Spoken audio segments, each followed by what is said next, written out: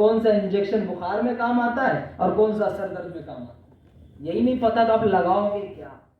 तो मेरा बोलने का यही मतलब है आपसे कि जो आलिम दीन है उनको मालूम है कि मस्जिद का निज़ाम कैसे चलता है, मदरसों का निज़ाम कैसे चलता है, तो जिम्मेदारियां वक्फ बोर्ड की तरफ से उनको दी जाए। और वक्फ बोर्ड एक ये भी कानून नाफिज करे, कानून इंक्लूड करे उसमें कि एक कॉलम बनाए रजिस्ट्रेशन में ट्रस्टियों के कॉलम में कि मस्जिद में जो भी ट्रस्टी हैं उसमें से एक आलिम होना चाहिए, ताकि मस्जिद में इमामत करने के लिए तो आप कोई इंजीनियर और प्रोफेसर को तो लाओगे नहीं, आप लाएंगे तो इमाम को लाएंगे इमामत करने के लिए। तो इमाम की ज़रूरियात क्या है और इमाम के क्या अखराजात होते हैं वो आलिम बखूबी जानता है।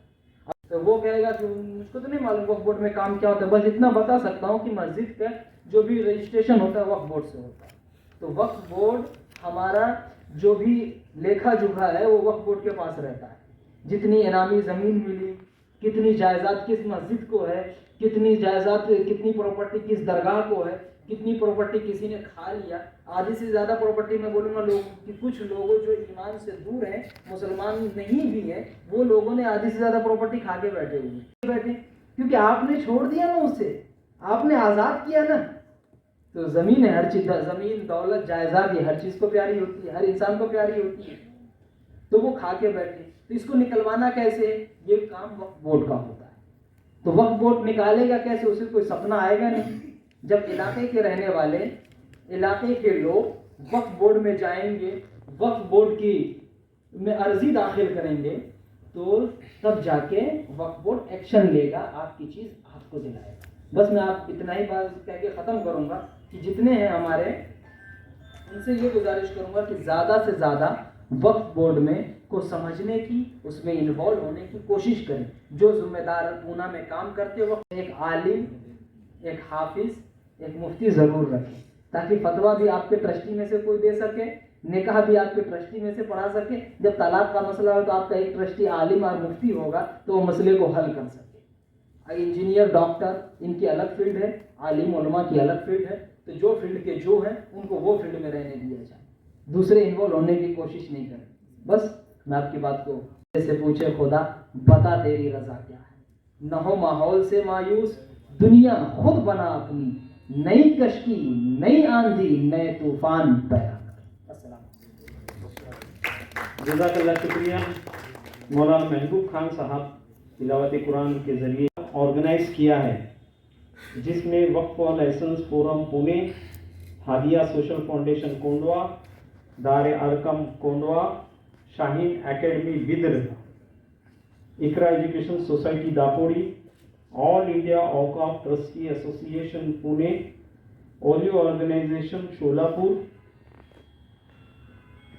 इदारा आइम्माए मसाजिद पुणे, इन तमाम ऑर्गेनाइजेशन ने मिलकर ये प्रोग्राम आज। माफ़ी चाहता हूँ, कुछ वजह से एक तो वेन्यू चेंज हो गया, दूसरी बात ये है कि खुशी की बात यह है कि दिल्ली के अंदर सुप्रीम कोर्ट के अंदर वक्फ बोर्ड ने एक केस जीता, इसलिए अपने वक्फ बोर्ड के कुछ मेम्बरान आज भी दिल्ली में है, इसकी वजह से वो आना मुश्किल हो गया। लेकिन दूसरे वक्फ बोर्ड मेम्बरान इधर आ रहे।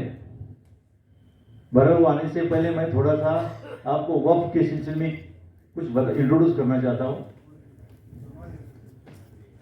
वक्फ सबसे पहले चैरिटी है। हम लोगों ने वक्फ के बारे में बहुत सारी जानकारी ली नहीं और लेना चाहिए नहीं, जिनको पता थी उन्होंने उसको लोगों तक पहुंचाया नहीं। वक्फ होता है कि जो जरूरतमंदों को, यतीमों को, बेवाओं को किस तरह से उम्मत का माल इस्तेमाल हो जाए, इसलिए अपने बुजुर्गों ने इन प्रॉपर्टी को, बादशाहों ने, महाराजों लोगों ने प्रॉपर्टी वक्फ की, और एक बार वक्फ करने के बाद ना वो किसी को दी जा सकती है, ना वो उसका कोई मालिक बन सकता है।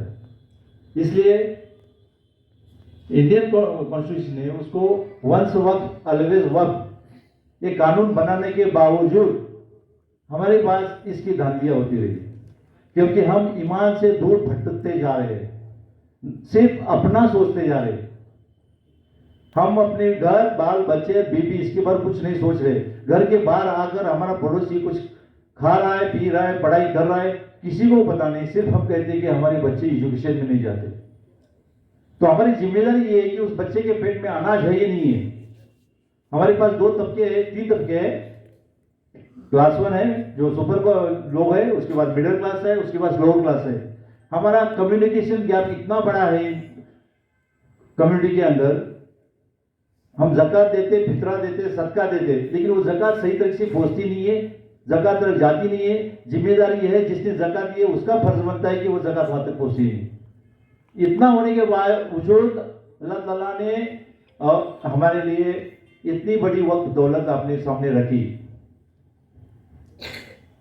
फिर भी हम इस स्टेज पे है कि हमारे पास कुछ नहीं है, और आपका फर्ज बनता है इसके ऊपर काम करना चाहिए। हमारी एक छोटी सी कोशिश हम ये कर रहे हैं। हुकूमत ने तो हमें एक सल्तनत बना के दी, वक्फ बोर्ड क्यों बनी?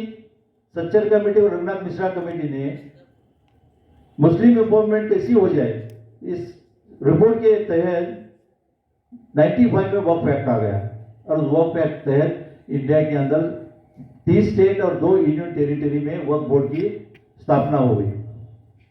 स्थापना जब हो गई, उसके पहले अपने इदारे थे चैरिटी कमीशन के अंदर। उस बात का लोगों को ये पता नहीं था कि जो ट्रस्टी थे, जो जिम्मेदार थे, उन्हीं ने उसका संभाल लिया। लेकिन 1950 में जो एक्ट आ गया, बीपीटी एक्ट, उसके तहत अपने इदारे बी कैटेगरी में रजिस्टर हो गए। उसके बाद कुछ एफ और ई में हो गए, जैसे एजुकेशन इंस्टीट्यूट है या मदरसे है। लेकिन वक्फ क्या है किसी को पता ही नहीं। बहुत सारे लोगों को जानकारी इसके बारे में नहीं, किस तरह से उसको ऑर्गेनाइज किया जाता है, उसको किस तरह से उसको मैनेज किया जाता है, उसकी जिम्मेदारी किसको दी जाती है।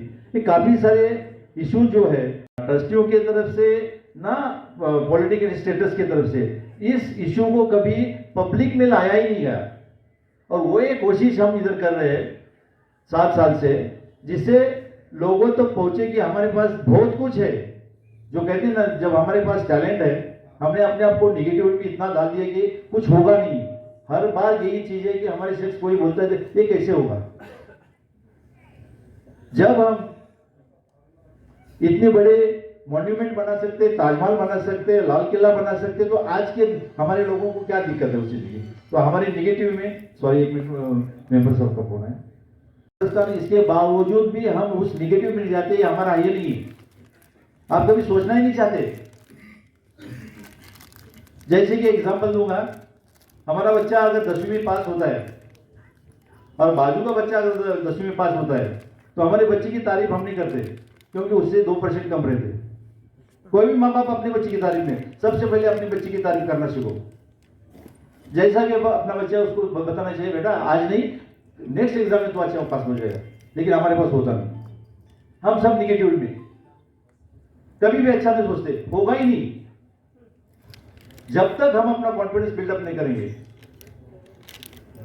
तब तक हमें कभी भी कामयाबी नहीं मिलेगी।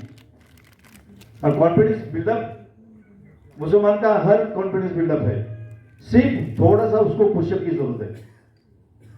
और आज के तारीख में वक्फ के प्रॉपर्टीज महाराष्ट्र के अंदर ऑन रिकॉर्ड 96,000 एकड़ है। पुणे जिले की आपको प्रॉपर्टी बता दो, गवर्नमेंट रिकॉर्ड 26,783 एकड़ है। इसके बावजूद हमारे पुणे के लोगों को, जो जरूरतमंदों को कुछ हासिल नहीं हुआ है, जैसी इंडिया की प्रॉपर्टीज है। तो हमें ये कहना है कि हमारे पास सब कुछ रहते हुए इतना कुछ है, फिर भी हम एक निगेटिव के रास्ते में, अंधेरे में क्यों चले जा रहे हैं? तो आपको उस अंधेरे से बाहर उठ के आना पड़ेगा। आपको अपनी मेहनत करना पड़ेगी। मेहनत किधर करना है? अपने मोहल्ले की मस्जिद, अपने गांव की मस्जिद, दरगाह, उसकी मरम्मत तो कम से कम लो। कोई नहीं ले रहा, वो ट्रस्टी है देख लेंगे, ट्रस्टी है कर लेंगे। ट्रस्टी को भी पता नहीं कि एक्चुअली है क्या, कानून क्या कहता है। इन चीजों में हमें जानकारी पहुंचाना है पूरे अपने लोगों तक। जब तक हम जानकारी नहीं देंगे, जब तक लोगों को पता नहीं, हमारे बच्चों में टैलेंट है। आज जो बुजुर्ग हो गए वो सोचते हैं कि हमारे बच्चों को कुछ समझ में नहीं आता है। एग्जाम्पल दूंगा, पुराने ज़माने में एक संदूक रहता था, संदूक के अंदर अपने वालिद कुछ डॉक्यूमेंट्स रखते थे। वो डॉक्यूमेंट्स को जब तक वालिद जिंदा थे बेटे को कभी हाथ लगाने नहीं दिया। वालिद चले गए, अम्मा ने बोला मेरे शोहर का हाथ नहीं लगाने का, अम्मा भी चली गई। जब बेटे ने खोला देखा उसमें उर्दू में लिखा, फारसी में लिखा, क्या है कि कुरान के कुछ मामले नहीं, हदीस के लेके पानी डाल दिया, या ऐसे पूरे सनद पानी में गई है, तो आपके पास रिकॉर्ड किधर से आएगा? तो हमें ये सोचना है हमारे बच्चे को हम जो कर रहे हैं वो हमारे बच्चों को जानना देना जरूरी है, उनको बताना जरूरी है। या हमारे कुछ लोगों की वजह से, गलतफहमी की वजह से कुछ वजह रहेगी, उसकी वजह से वो दे नहीं पाए। तो हमें वक्फ के बारे में जितना हो सके अपने लोगों को, खासकर पढ़े लिखे लोगों को ये जानना है। जैसे 5 फर्ज है उसी में कि 6ठा फर्ज आपको करना पड़ेगा, जब जाकर तुम हमारी उम्मत आसमान छूएगी और आपको कोई नहीं रोक सकेगा। और कानून के तहत, शरीयत के तहत, कुरान शरीफ के तहत सब कुछ मौजूद रहने के बाद हम कोई भीख मांगने नहीं बैठे थे, हम देने वाले लोग हैं, मांगने वाले लोग नहीं। और हमेशा हम क्या करें, दूसरे के सामने हाथ फैला रहे। इतनी दौलत रहने के बाद अगर हम हाथ फैलाते तो आप मुझे बताइए बदकिस्मत कौन है? हमें कोई। आप बड़े बड़े सिटियों में मस्जिदें हैं, कब्रिस्तान है, उनके अंदर बड़े बड़े दुकान है, कमर्शियल पे चले जा रहे हैं। कितने लोगों ने सोचा कि वो, नाम नहीं लूंगा, बहुत सारी मस्जिद है, कब्रिस्तान है, दरगाह है, सिटी में जो आ गए, जैसा डेवलपमेंट हो गई उसके हिसाब से सिटी के शहर सिटी से, गांव से जुड़ गया तो डेवलपमेंट हो गई। लेकिन कितने लोगों ने ईमानदारी से उस पर अमल किया? हम किराया नहीं देना चाहते मस्जिद का, मस्जिद में नमाज पढ़ेंगे, किराया नहीं देंगे।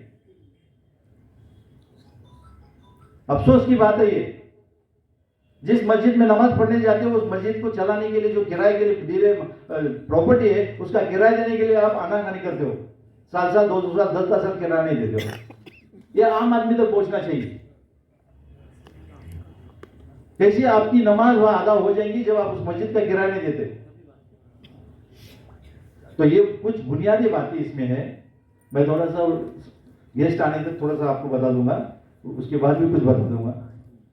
तो बात यह है कि हमारे पास कॉन्फिडेंस बिल्डअप इतना करना चाहिए कि ये चीज हमारी है, हम हुकूमत से हक मांग रहे, डॉक्यूमेंट्री पे काम करना है, बहुत सारा सोच को बदलना है, निगेटिव से निकालकर पॉजिटिव में आपको जाना है।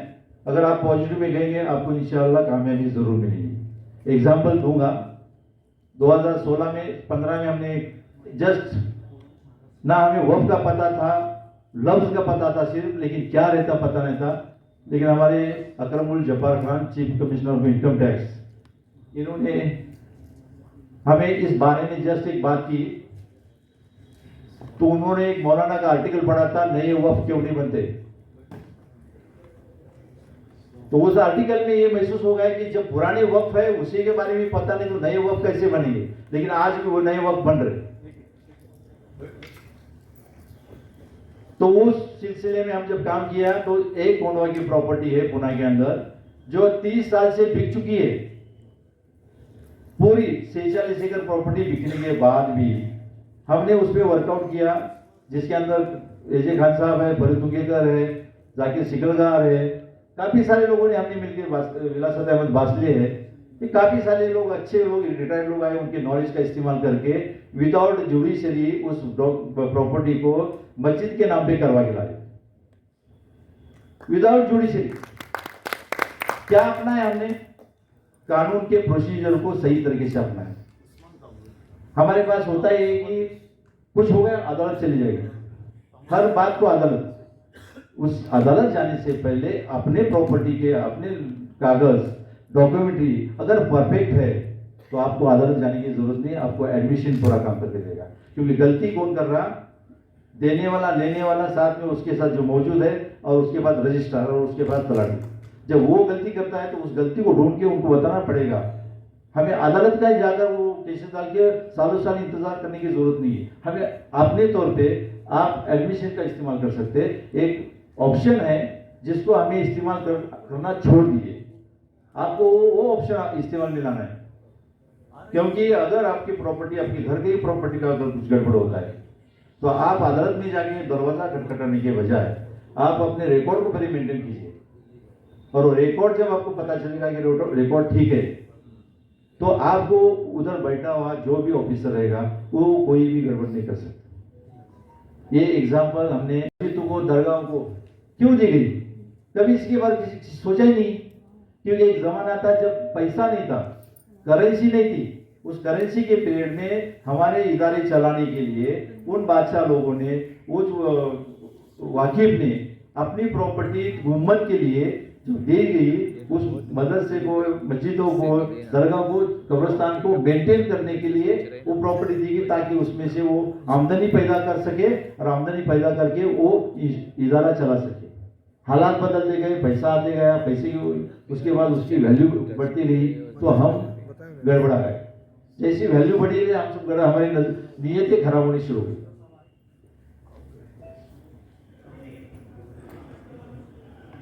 तो हम ये चाहते हैं कि वक्फ की बुनियाद असल में समझना चाहिए। ये कुछ वक्फ की बुनियादी बातें हैं। वाकिफ की मंशा सबसे इंपॉर्टेंट है। उसके बाद कानून क्या कहता है, ट्रस्टियों का रोल क्या है, और ट्रस्टी के बदले हमने क्या किया, उसको मालिक बनने की कोशिश की। हर ट्रस्टी ने सोचा कि मैं मालिक हूं। ट्रस्टी मालिक नहीं, खिदमतगार है।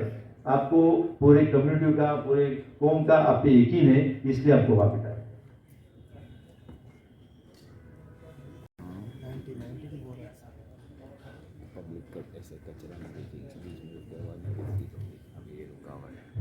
थोड़ी ये last week I was not well sick, तो बात मज़ाक चाहता हूँ, अगर कुछ गलती से कुछ बोल दो तो। सबसे पहले तो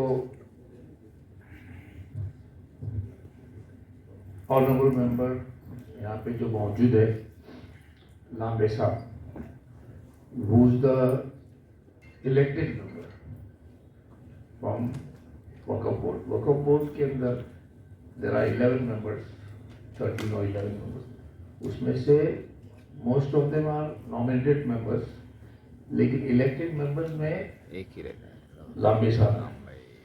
तो उनकी अहमियत वक्फ बोर्ड में काफ़ी इम्पोर्टेंट होती है, because he is elected and he is also a force behind a lot of improvements in the Waqf board, along with his colleagues, which I should not forget to mention, the chairman, Dr. Wajad Mirza, Dr. Fauzia, Dr. MP Imtiaz Jalli, वगैरह वगैरह। तो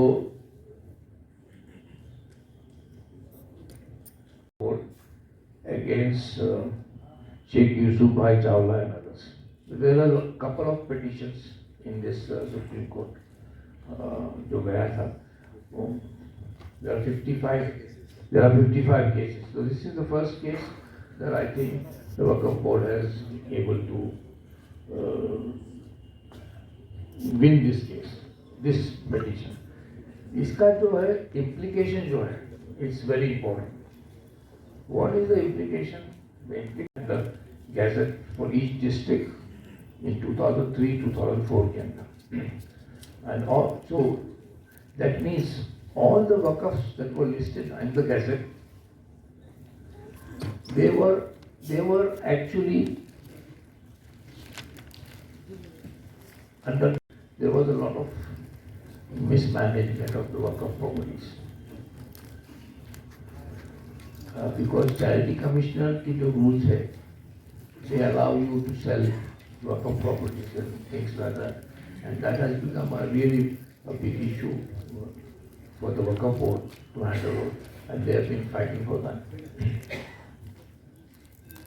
So it's a great victory for waqf institutes that were registered under Bombay Public Trust Act. and which were transferred by charity commissioner under the B category to the CO. वैसे दुनिया में सबसे पहले वक़्फ़ जो हुआ था, हज़रत इब्राहिम अलैहिस्सलाम को हुक्म हुआ था कि वो काबा बनाए, तो that is considered as the first waqf by divine intervention. और हुजूर जब हिजरत किए थे मक्के से मदीने में, तो कूबा में आके रुके थे। तो Masjid Quba is the first waqf of by prophet Mohammad सल्लल्लाहु अलैहि वसल्लम। उसके बाद में there were many waqfs done by Hazrat Usman, जिन्होंने पानी के इंतज़ाम किया था बावड़ी का। और फिर फेमस वक़्फ़ जो हुआ था हज़रत उमर का, जिन्होंने खैबर की ज़मीन को अपने हुजूर के पास आके कहा था कि मैं इसको चैरिटी में देना चाहता हूँ। तो हुजूर ने कहा ज़रूर उसको चैरिटी में दो, लेकिन उसको वक्फ करो, यानी रोको, यानी you can not sell the land, ऐसा कुछ बनाओ कि you can not sell the land. And that was the basis from विच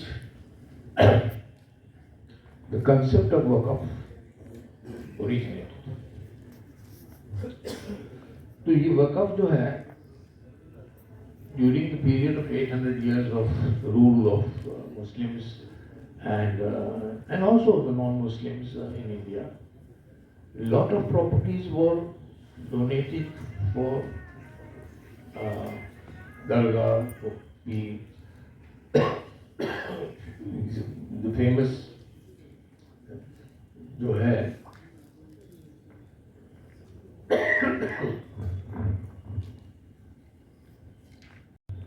चिश्ती का, उनका सेपरेट ही वक़्फ़ है, हज़ारों एकड़ है उसकी। वैसे आपने सुना भी होगा कि लेकी तेलंगाना के अंदर भी जो जिसने हज़रत हुसैन जिसने हुसैन सागर बनाए थे, उनकी भी कुछ 1600 एकड़ ज़मीन थी जो गवर्नमेंट दी है। And that is also famous case, supreme court में गया, and I think there is a review petition being planned regarding that. तो आपको हैरत की ये बात भी हो सकती है कि शिवाजी ने भी वक़्फ़ किया है, और उसने कुछ 643 एकर्स वक़्फ़ लैंड, एक उनके पीर थे, ख़ास उनके पीर के, उनके पास हमेशा हो जाते थे रत्नागिरी। तो उन्होंने वो भी किया, हालांकि उनका पॉलिटिकल डिफरेंस थी अफजल खान के साथ में, लेकिन उनकी शान में उन्होंने एक मस्जिद भी बनाई प्रतापगढ़ के, the foot of Pratapgarh. So he made a lot of masjid also, or he gave a lot of land to masjid and to khangas, pir and things like that. So he was a real true secular king. He's supposed to be in the history of India. तो वक़्फ़ का जो मकसद था, what was the reason, what was the meaning of waqf, what is the purpose of waqf? The purpose of waqf is for the community development, for the upliftment of the poor, for the looking after the orphans, for the needy. These were the basic thing. Quran में अल्लाह ताला कहता है कि I have created you from one male and one female, and I have made you into nations, different tribes, communities, so that you may know each other. Know each other मतलब ये है कि so that you can compete with each other, you can cooperate with each other. So we are all from the children of Adam and Eve. चाहे वो हमने ईमान लाया है, किसी ने ईमान लाया, किसी ने ईमान नहीं लाया, लेकिन we are all from the same source of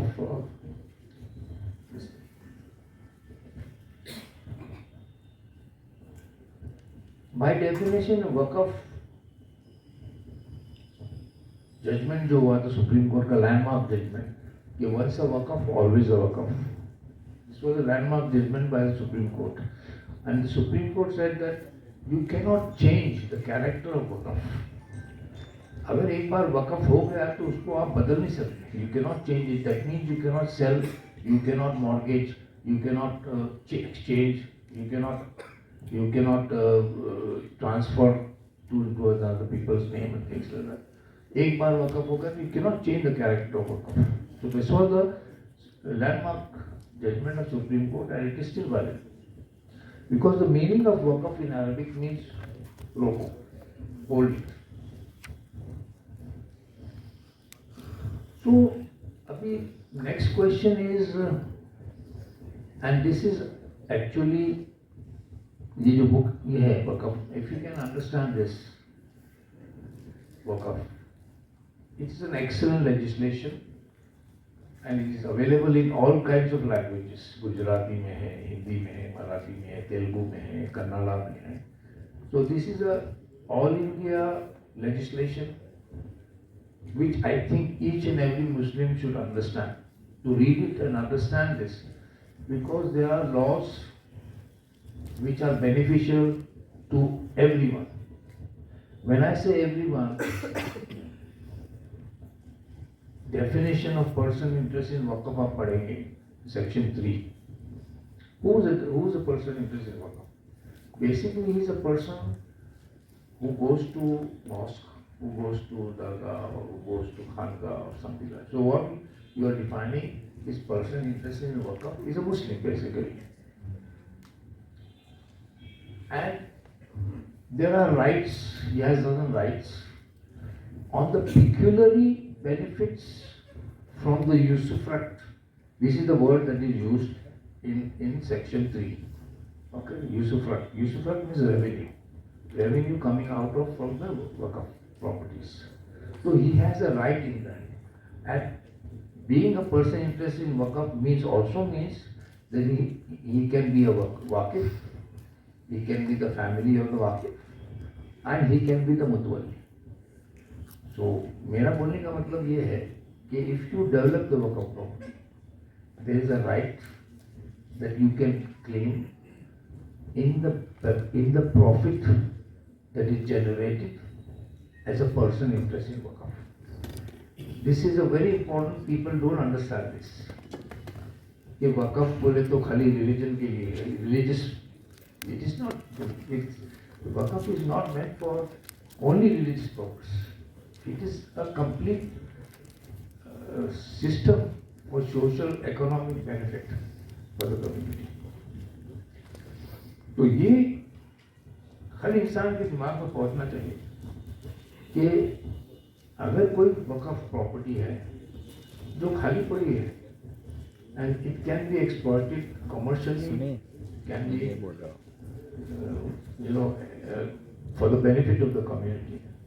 Then you need, the law says under section 69, 5 persons who are people interested in waqf can form a committee and submit a scheme along with your project to the waqf board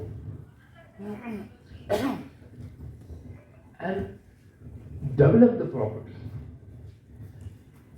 हमारा जो वक़फ़ लिहाजा है, our main aim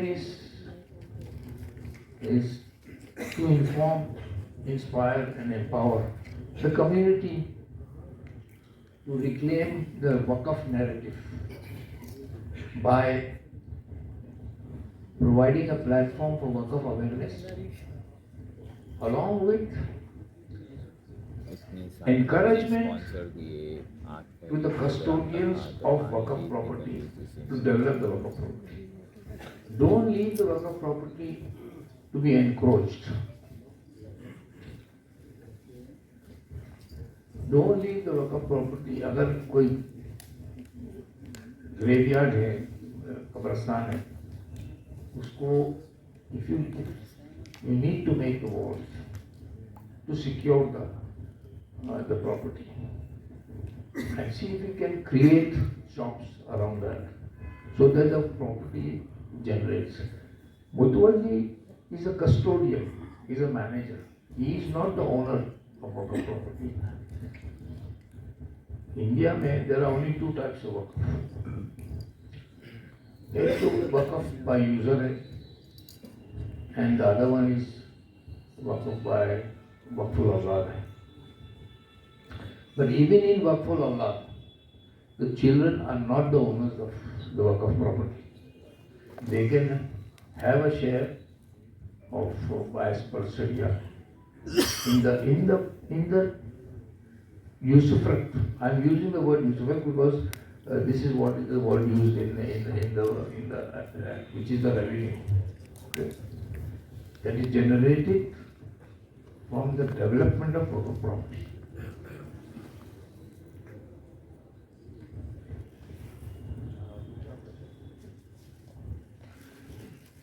I will just quote one Quran ayat.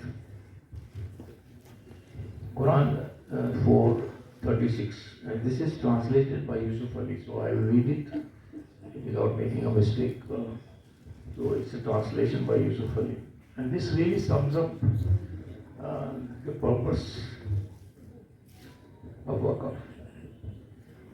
Serve Allah and join not any partners with Him, and do good to parents, kinsfolk, relatives, orphans, those in need, neighbors who are near, and neighbors who are strangers. Mark my word, neighbors who are strangers. So neighbors who are near and neighbors who are strangers. So who are the neighbors who are strangers? They are not Muslim, they are probably non-Muslim. This is what is the indication of Isaiah.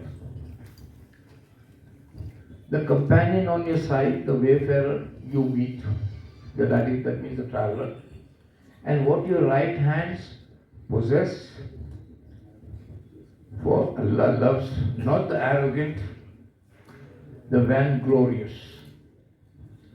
तो अल्लाह ताला को वो पसंद नहीं जो who tries to take credit and things like that without giving back the community.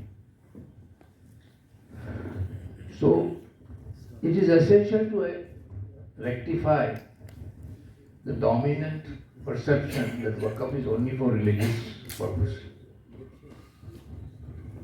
Waqf institutes should emulate wherever possible the approach taken by the foundations, endowment resources in Western societies. If you know that most of the big colleges in US, Harvard, for example, Stanford, they are all have funding from foundations. They are all run by foundations. And this is amazing because even on big hospitals like the Women's and Bergman Hospital in Boston, and I can give you a lot of names in US which are run by foundations. So we should emulate them. We should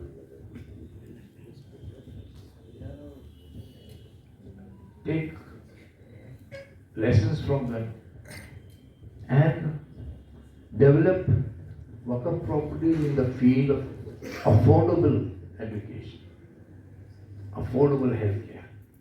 See, you can have a school, you can build a school and the best of whatever it takes, but if your community people around you are not able to pay the fees, so what are the purpose of it? So you need to create fundings, you need to create a source that will help the school to fund the school so that the students who go there, they are able to pay affordable fees.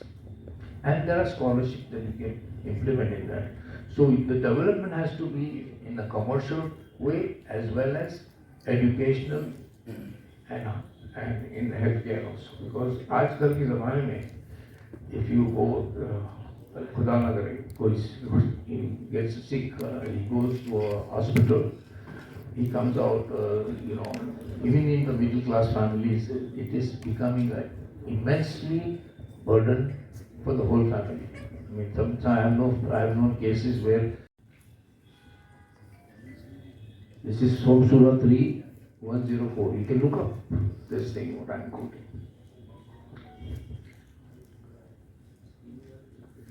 And let there be arising from you a nation,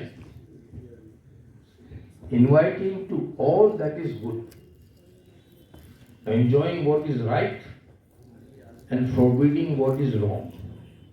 And those will be the successful. So let us endeavor and be proud to make Waqf a means to contribute to the prosperity of our Indian nation. Thank you very much. अस्सलाम वालेकुम रहमतुल्लाहि वबरकातुहू।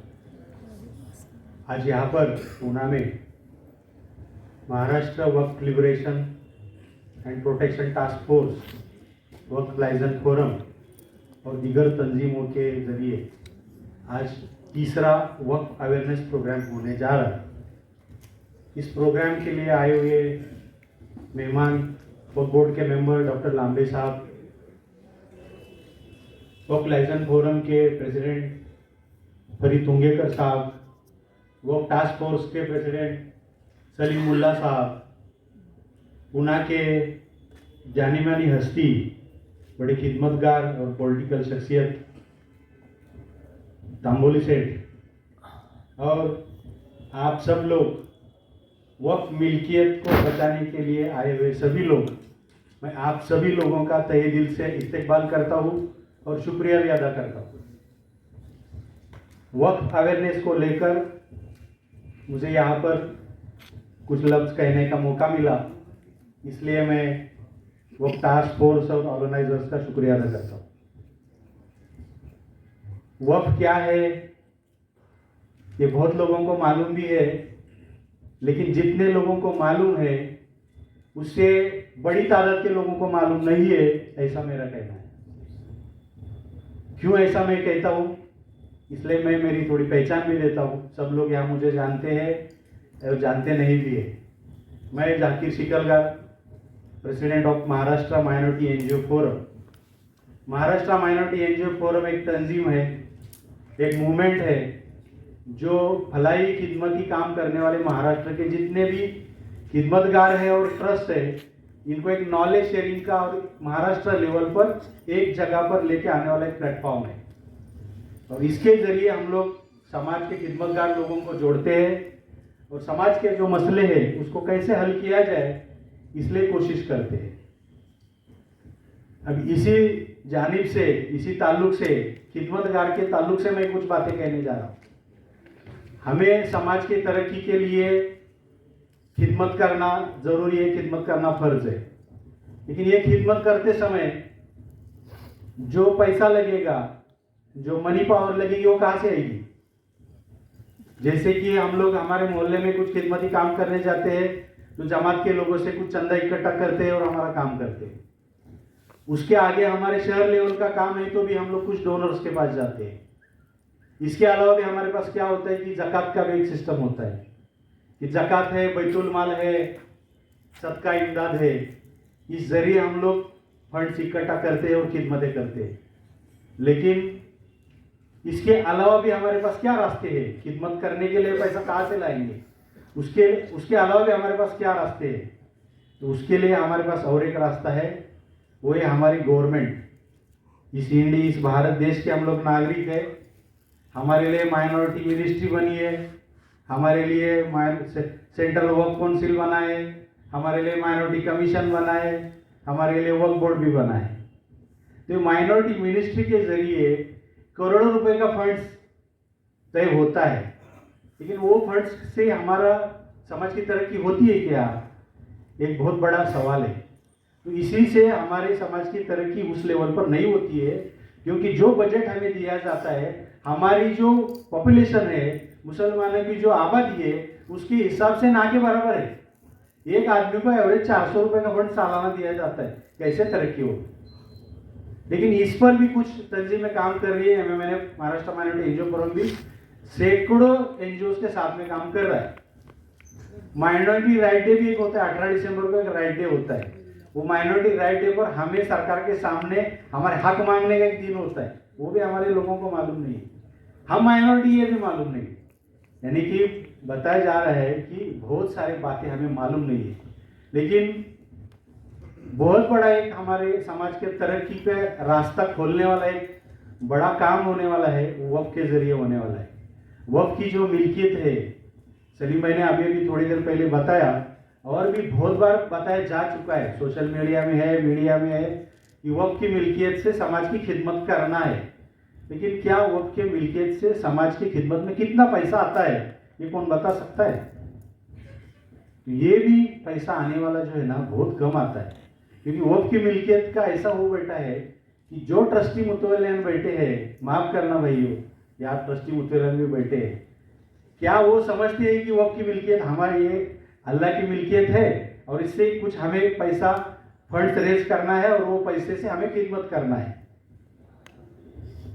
यानी कि अफसोस की बात है कि कितने भी बड़े ट्रस्ट लो, कितने भी हजारों एकड़ सैकड़ों एकड़ वाले हैं, लेकिन किसी की आमदनी 1 करोड़ के रुपए ऊपर है, ऐसा कहीं देखने नहीं मिला है। छोटा भी वक्फ वाला रहेगा, छोटी भी ट्रस्ट रहेगी ना, तो भी उसके ऑडिट रिपोर्ट नहीं बन, रजिस्ट्रेशन ही नहीं बनता है, रजिस्ट्रेशन ही नहीं है, ऑडिट रिपोर्ट नहीं है, तो पैसा कहाँ से आएगा? तो वक्फ मिल्कियत से बहुत बड़ा बदलाव आ सकता है। हम लोगों ने लास्ट ईयर औरंगाबाद में एक एनजीओ फोरम का एक कॉन्फ्रेंस लिया था। ऑनरेबल हमारे वक्फ बोर्ड के मेंबरान और खासदार इम्तियाज जलील साहब वहाँ चीफ गेस्ट थे, डॉक्टर हामिद साहब। तो हम लोगों ने वहाँ डिमांड की थी कि सरकार ने माइनॉरिटीज का बजट बढ़ा के देना चाहिए, और जैसा बाल्टी सारथी महामंडल है, ऐसा हमारा एक महामंडल है, मौलाना महामंडल है, इसको करोड़ों के फंड 200-300 करोड़ का फंड तुरंत देना चाहिए। इम्तियाज जलील साहब ने वहाँ बयान किया था कि बोले वक्फ मिल्कियत का पैसा अगर आएगा तो सरकार के 1 रुपए की हमें जरूरत नहीं है, लेकिन समाज को बदलने के लिए कितने पैसे की जरूरत है, इसका जायजा भी किसने लिया है क्या?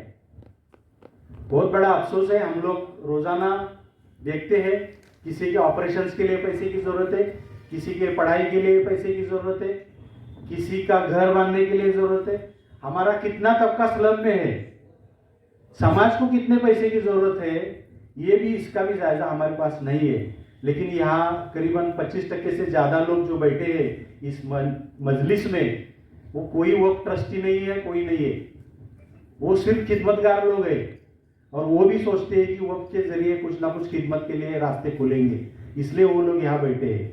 और जो तंजीमें काम कर रही है वक्फ अवेयरनेस पर है, वक्फ के मिल्कियत को सही करने पर, जैसे कि हमारे सलीम भाई वक्फ टास्क फोर्स के जरिए करते हैं, फरीद तुंगेकर साहब करते हैं यहाँ पर, या हमारे एडवोकेट साहब भी आए हैं मुंबई से, बहुत सारे लोग इस पर काम करते हैं। मैं यहाँ पर खास करके मुबारकबाद देना चाहता हूँ सलीम मुल्ला साहब और फरीद तुंगेकर साहब और टीम को। कोंडवा का है, कोंडवा में सर्वे नंबर 55 का बहुत साल का मसला था। मैं खुद 5 साल से उस मसले से सलीम भाई को जानता हूँ, उसी मसले की वजह से मैं सलीम भाई की मेरी पहचान होगी। आज की हालत क्या है? सलीम भाई और चंद लोगों ने सिर्फ कागज और कलम की ताकत से आज वो मिल्कियत को आजाद कर दिया है, ऐसा मैं यहाँ कहना चाहता हूँ। ऐसे ही हम लोग सैकड़ों हजारों एकड़ महाराष्ट्र में, आज तुंगेकर साहब ने भी बताया, सलीम भाई ने भी बताया, महाराष्ट्र में 90,000 एकड़ से ज्यादा जमीन है। अगर इसमें से 20-25% जमीन भी अगर सही तरीके से इस्तेमाल में आएगी, सही तरीके से उसका पैसा इकट्ठा हो जाएगा, तो महाराष्ट्र के मुसलमानों को या बिगर मुसलमानों को भी खिदमत करने के लिए हमारे पास बहुत बड़े फंड्स आ सकते हैं। लेकिन क्या ये सिर्फ जिम्मेदारी इस जैसे तंजीमों की है, मेरी है, आपकी है? तो मेरी अजीजाना गुजारिश है सभी से कि वक्फ की मिल्कियत यानी अल्लाह की मिल्कियत, अल्लाह ने हमें यहाँ इबादत और खिदमत दोनों के लिए भेजा है। इबादत भी करना चाहिए और खिदमत भी करना चाहिए। तो ये खिदमत करने के लिए हम सबको इस वक्फ टास्क फोर्स हो, वक्फ अवेयरनेस हो, वक्फ के मामलों में शामिल होना चाहिए। मैं 2 मिनट में मेरी बात खत्म करूंगा कि बहुत बड़े दीगर लोग और भी बयान करने वाले हैं। कुछ सक्सेस स्टोरीज है या कुछ हम लोग काम करते हैं, उसके कुछ एग्जाम्पल्स आपके सामने रखना है। 4 साल पहले, मैं बेसिक कराड़ से हूँ, बहुत सारे लोग कराड़ को जानते हैं कि heart of the city Karad के वक्फ की जमीन 70-72 एकड़ से ज्यादा है। शाही कब्रिस्तान ट्रस्ट कराड़। लेकिन क्या उस ट्रस्ट से भी समाज के भलाई काम कितने होते हैं, उसके लिए क्या करना चाहिए? 4 साल पहले मैं एजे खान साहब, सलीम मुल्ला साहब को लेके कराड़ गया, उस दीगर कब्रिस्तान ट्रस्ट के ट्रस्टियों के साथ मीटिंग किया। उनको बोला, भाई हम लोग आपको कुछ झगड़ा करने नहीं आए, आपको सिर्फ अवेयर करने हैं। अल्लाह ने आपको ट्रस्टी बनाया, ये आपकी खुशनसीबी है। और आपके जब तक आप जिंदा है, जब तक आप कुछ नहीं करके जाएंगे, तो मुझे नहीं लगता आपको जन्नत मिलेगी। ऐसा इसी लफ्जों में मैंने उनको कहा था। और उनको कहा था कि सलीम मुल्ला साहब ने सेंट्रल वक्फ काउंसिल की वक्फ डेवलपमेंट की स्कीम होती है, शहरी वक्फ संपत्ति विकास योजना, जिससे करोड़ों के फंड्स बिना इंटरेस्ट के मिलते हैं, और वो स्कीम हम लोगों ने उनको बताई, लेकिन उन्होंने वो स्कीम नहीं ली। लेकिन आज कराड़ वक्फ कब्रिस्तान ट्रस्ट पर करीबन 100 जो इलीगल कुछ मसले रहने वाले लोग थे, उनके लीगल आज वो रहने लगे लोग, वहाँ से उनको इनकम आ रही है। और 2000 कैपेसिटी का एक मैरिज हॉल भी वहाँ बन रहा है। अभी इंग्लिश मीडियम स्कूल भी वहाँ बनने जा रही है, एक पॉलीक्लिनिक भी वहाँ बनने जा रहा है, बहुत सारे दीगर भलाई काम होने जा रहे हैं। एक एग्जाम्पल है मेरे गांव का। मैं मेरे गांव से शुरुआत करूं तो ये आगे मामला हो जाएगा। मैं हूँ कराड़ का, काम कर रहा हूँ पुणे में, और नागपुर के आदमी को सलाह दे रहा हूँ, ये भी सही नहीं है। ये कोशिश है हर एक ने करना चाहिए। सिर्फ 2 मिनट में वक्त लूंगा। मुझे यहाँ पर डॉक्टर लांबे साहब और दीगर लोगों को कुछ रिक्वेस्ट गुजारिश करना है। यहाँ हमारे सातारा से भी वजीर भाई आए हैं, और भी वक्त पर काम करने वाले बहुत सारे लोग यहाँ आए हैं कि वक्त ट्रस्ट रजिस्ट्रेशन होने के लिए जो चैरिटी से वक्त में गए, मस्जिद है बेसिकली, हम लोग इनाम जमीन और बड़ी जमीनों का नहीं बात कर रहे, मस्जिदों की बात कर रहे। तो इसके लिए कुछ सोशल वर्क लोगों ने सैकड़ों मस्जिदों के डॉक्यूमेंट्स बना के रजिस्ट्रेशन के लिए दाखिल किए, लेकिन उनको वक्त पर रजिस्ट्रेशन नहीं मिलता है। पैसों की भी डिमांड की जाती है और कुछ वक्त पर ये काम नहीं हो रहा है। इसलिए मेरी आजीजाना गुजारिश है कि वक्त रजिस्ट्रेशन की प्रोसेस जो है उसको सही सिस्टम में लाया जाए, इसका डिजिटलाइजेशन भी हुआ जाए, उस पर भी हम लोग काम कर रहे हैं। मैं 6 महीने पहले डॉक्टर वजाद मिर्जा साहब से औरंगाबाद में मिला था, तो उन्होंने कहा कि हम लोग डिजिटलाइजेशन कर रहे हैं, लेकिन सरकार की जो सिस्टम है ना वो बहुत लेट चल रही है। तो ये भी मामला होना जल्दी से होना चाहिए। इसमें एक ही बात है कि लोग कहते हैं कि delay in justice is injustice. Justice मिलने वाला ये काले यानी कि काले पत्थर पर की सफेद लकीर है, लेकिन वो जस्टिस मिलने में देर हो गई तो इनजस्टिस ही है। तो इसलिए खास करके इस पर कोशिश करना चाहिए। हम लोग महाराष्ट्र माइनॉरिटी एनजीओ फोरम की तरफ से भी रजिस्ट्रेशन कैसा फ्री में हो जाए, कम से कम खर्चे में हो जाए, इसके लिए भी कोशिश करते हैं। नहीं तो एजेंट लोगों के भी बहुत बड़ी यानी कि दखल अंदाजी है कि हजारों रुपए लिए जाते हैं और वो के रजिस्ट्रेशन नहीं होते। और यहाँ पर मैं कोशिश गुजारिश सबसे करूंगा कि वक्त की मिल्कियत यानी अल्लाह की मिल्कियत है। मेरा 5 रुपए गिर गया, 1000 रुपए लॉस हो गया तो मुझे कितना दर्द होता है, लेकिन मेरे अल्लाह की मिल्कियत का इतना बड़ा लॉस हो रहा है और हम लोग जाग नहीं रहे। हम सब लोगों को जगाना है। इसी के लिए आज की ये तीसरी वक्त अवेयरनेस प्रोग्राम है, और भी बार बार इसकी कोशिशें होने वाली है, इसके सेमिनार्स होने वाले, इसमें सब लोगों ने शरीक होना है। और जितने भी लोग इसमें ज़्यादा से ज़्यादा तादाद में वक्त मिल्कियत के बचाने में लगेंगे उतने कम है। इसलिए सभी लोग वक्त के मिल्कियत को बचाने में जुड़े रहे और रोज़ाना का काम करते रहे, रोज़ाना की खिदमतें करते रहे। इतनी गुजारिश करता हूँ। जज़ाकल्लाह, शुक्रिया। आपका देर से मिलना भी नाइंसाफ़ी है। ये थे जनाब शिकलगर साहब। इसके बाद मैं दावत दे रहा हूँ हाजी उस्मान तामुद साहब को कि वो आएँ और आप liberation and protection task force की जानिब से आज का प्रोग्राम रखा गया है। इसमें हमारे अजीज साथी और जो वक्फ बोर्ड के मेंबर हैं और दिल से वहाँ आने वालों को उनकी हर केस में हेल्प करते और उनको जो चीज़ बड़ी कठिन लगती है, उसको आसान करने में खुद अपना माल जान माल अमाल लगाकर उनको साथ देने वाले हमारे अजीज डॉक्टर मुदस्सर लांबे साहब, साथ में फरीद तुंगेकर साहब, और जैसे हर एक क्षेत्र में, जैसे शिक्षण क्षेत्र में शिक्षण महर्षि कहते हैं, दिल से और हर तरीके से कुर्बानी देने वाले हमारे सलीम मुल्ला साहब, और महाराष्ट्र नहीं तो पूरे इंडिया से एक नौजवानों के लिए चढ़वल खड़ी करने वाले जाकिर शिकलकर साहब, हमारे अजीज दोस्त नदीम मुजवर साहब, और यहाँ पर आए हुए भाइयों और बहनों, आप सब यहाँ पर आए हैं। यानी मुझे बताने में बड़ा ताज्जुब होता है कि मुस्लिम जो हम लोग हैं, हमारी प्रॉपर्टी, हमारा 1000 स्क्वायर फीट का फ्लैट नहीं है, या किसका 500 स्क्वायर फीट का 1 BHK का फ्लैट नहीं है, किसकी 1 एकड़ खेती नहीं है, किसकी 1000 एकड़ खेती नहीं है।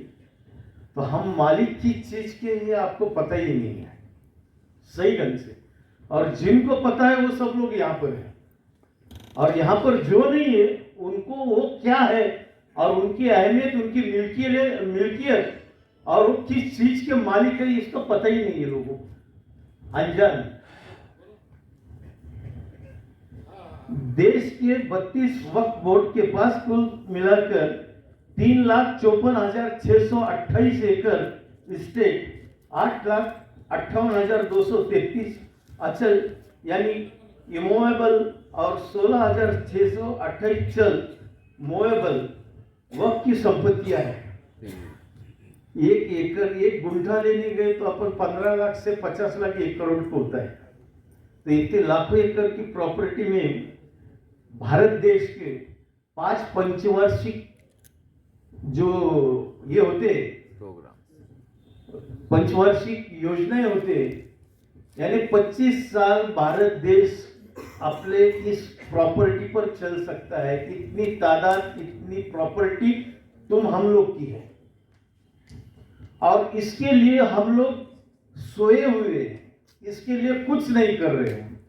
थोड़ा सा वक्त अगर आप इस प्रॉपर्टी के लिए, वक्फ बोर्ड के लिए, वक्फ बोर्ड में काम करने वालों के लिए और उनके साथ देंगे तो इसमें की बहुत सी प्रॉपर्टियां तुम्हारे हमारे काम में आ जाएगी। उसमें से मिलने वाली मिलके हमारे एजुकेशन के अंदर, मेडिकल के अंदर और हर चीज के अंदर, जो सामाजिक कार्य के लिए, हमारे मुस्लिम कम्युनिटी के लिए कि जो बढ़ चढ़कर इसमें हमारी कम्युनिटी ऊपर जा सकती है, यानी ऊपर के लेवल को जा सकती है।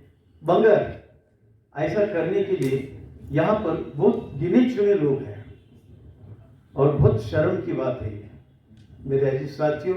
आप सब जब यहाँ से जाएंगे तो 1 से 4 को बोलो, 4 से 40 हो जाएंगे, 40 से 400, 400 से 4 लाख, 40 लाख तक ये बात पहुँचना चाहिए। और जो लोग काम कर रहे हैं, हम लोग काम कर रहे हैं, हमारे कैंप की मस्जिद का मसला, लांबे साहब आपका हम बहुत दिल से शुक्रिया अदा करते हैं।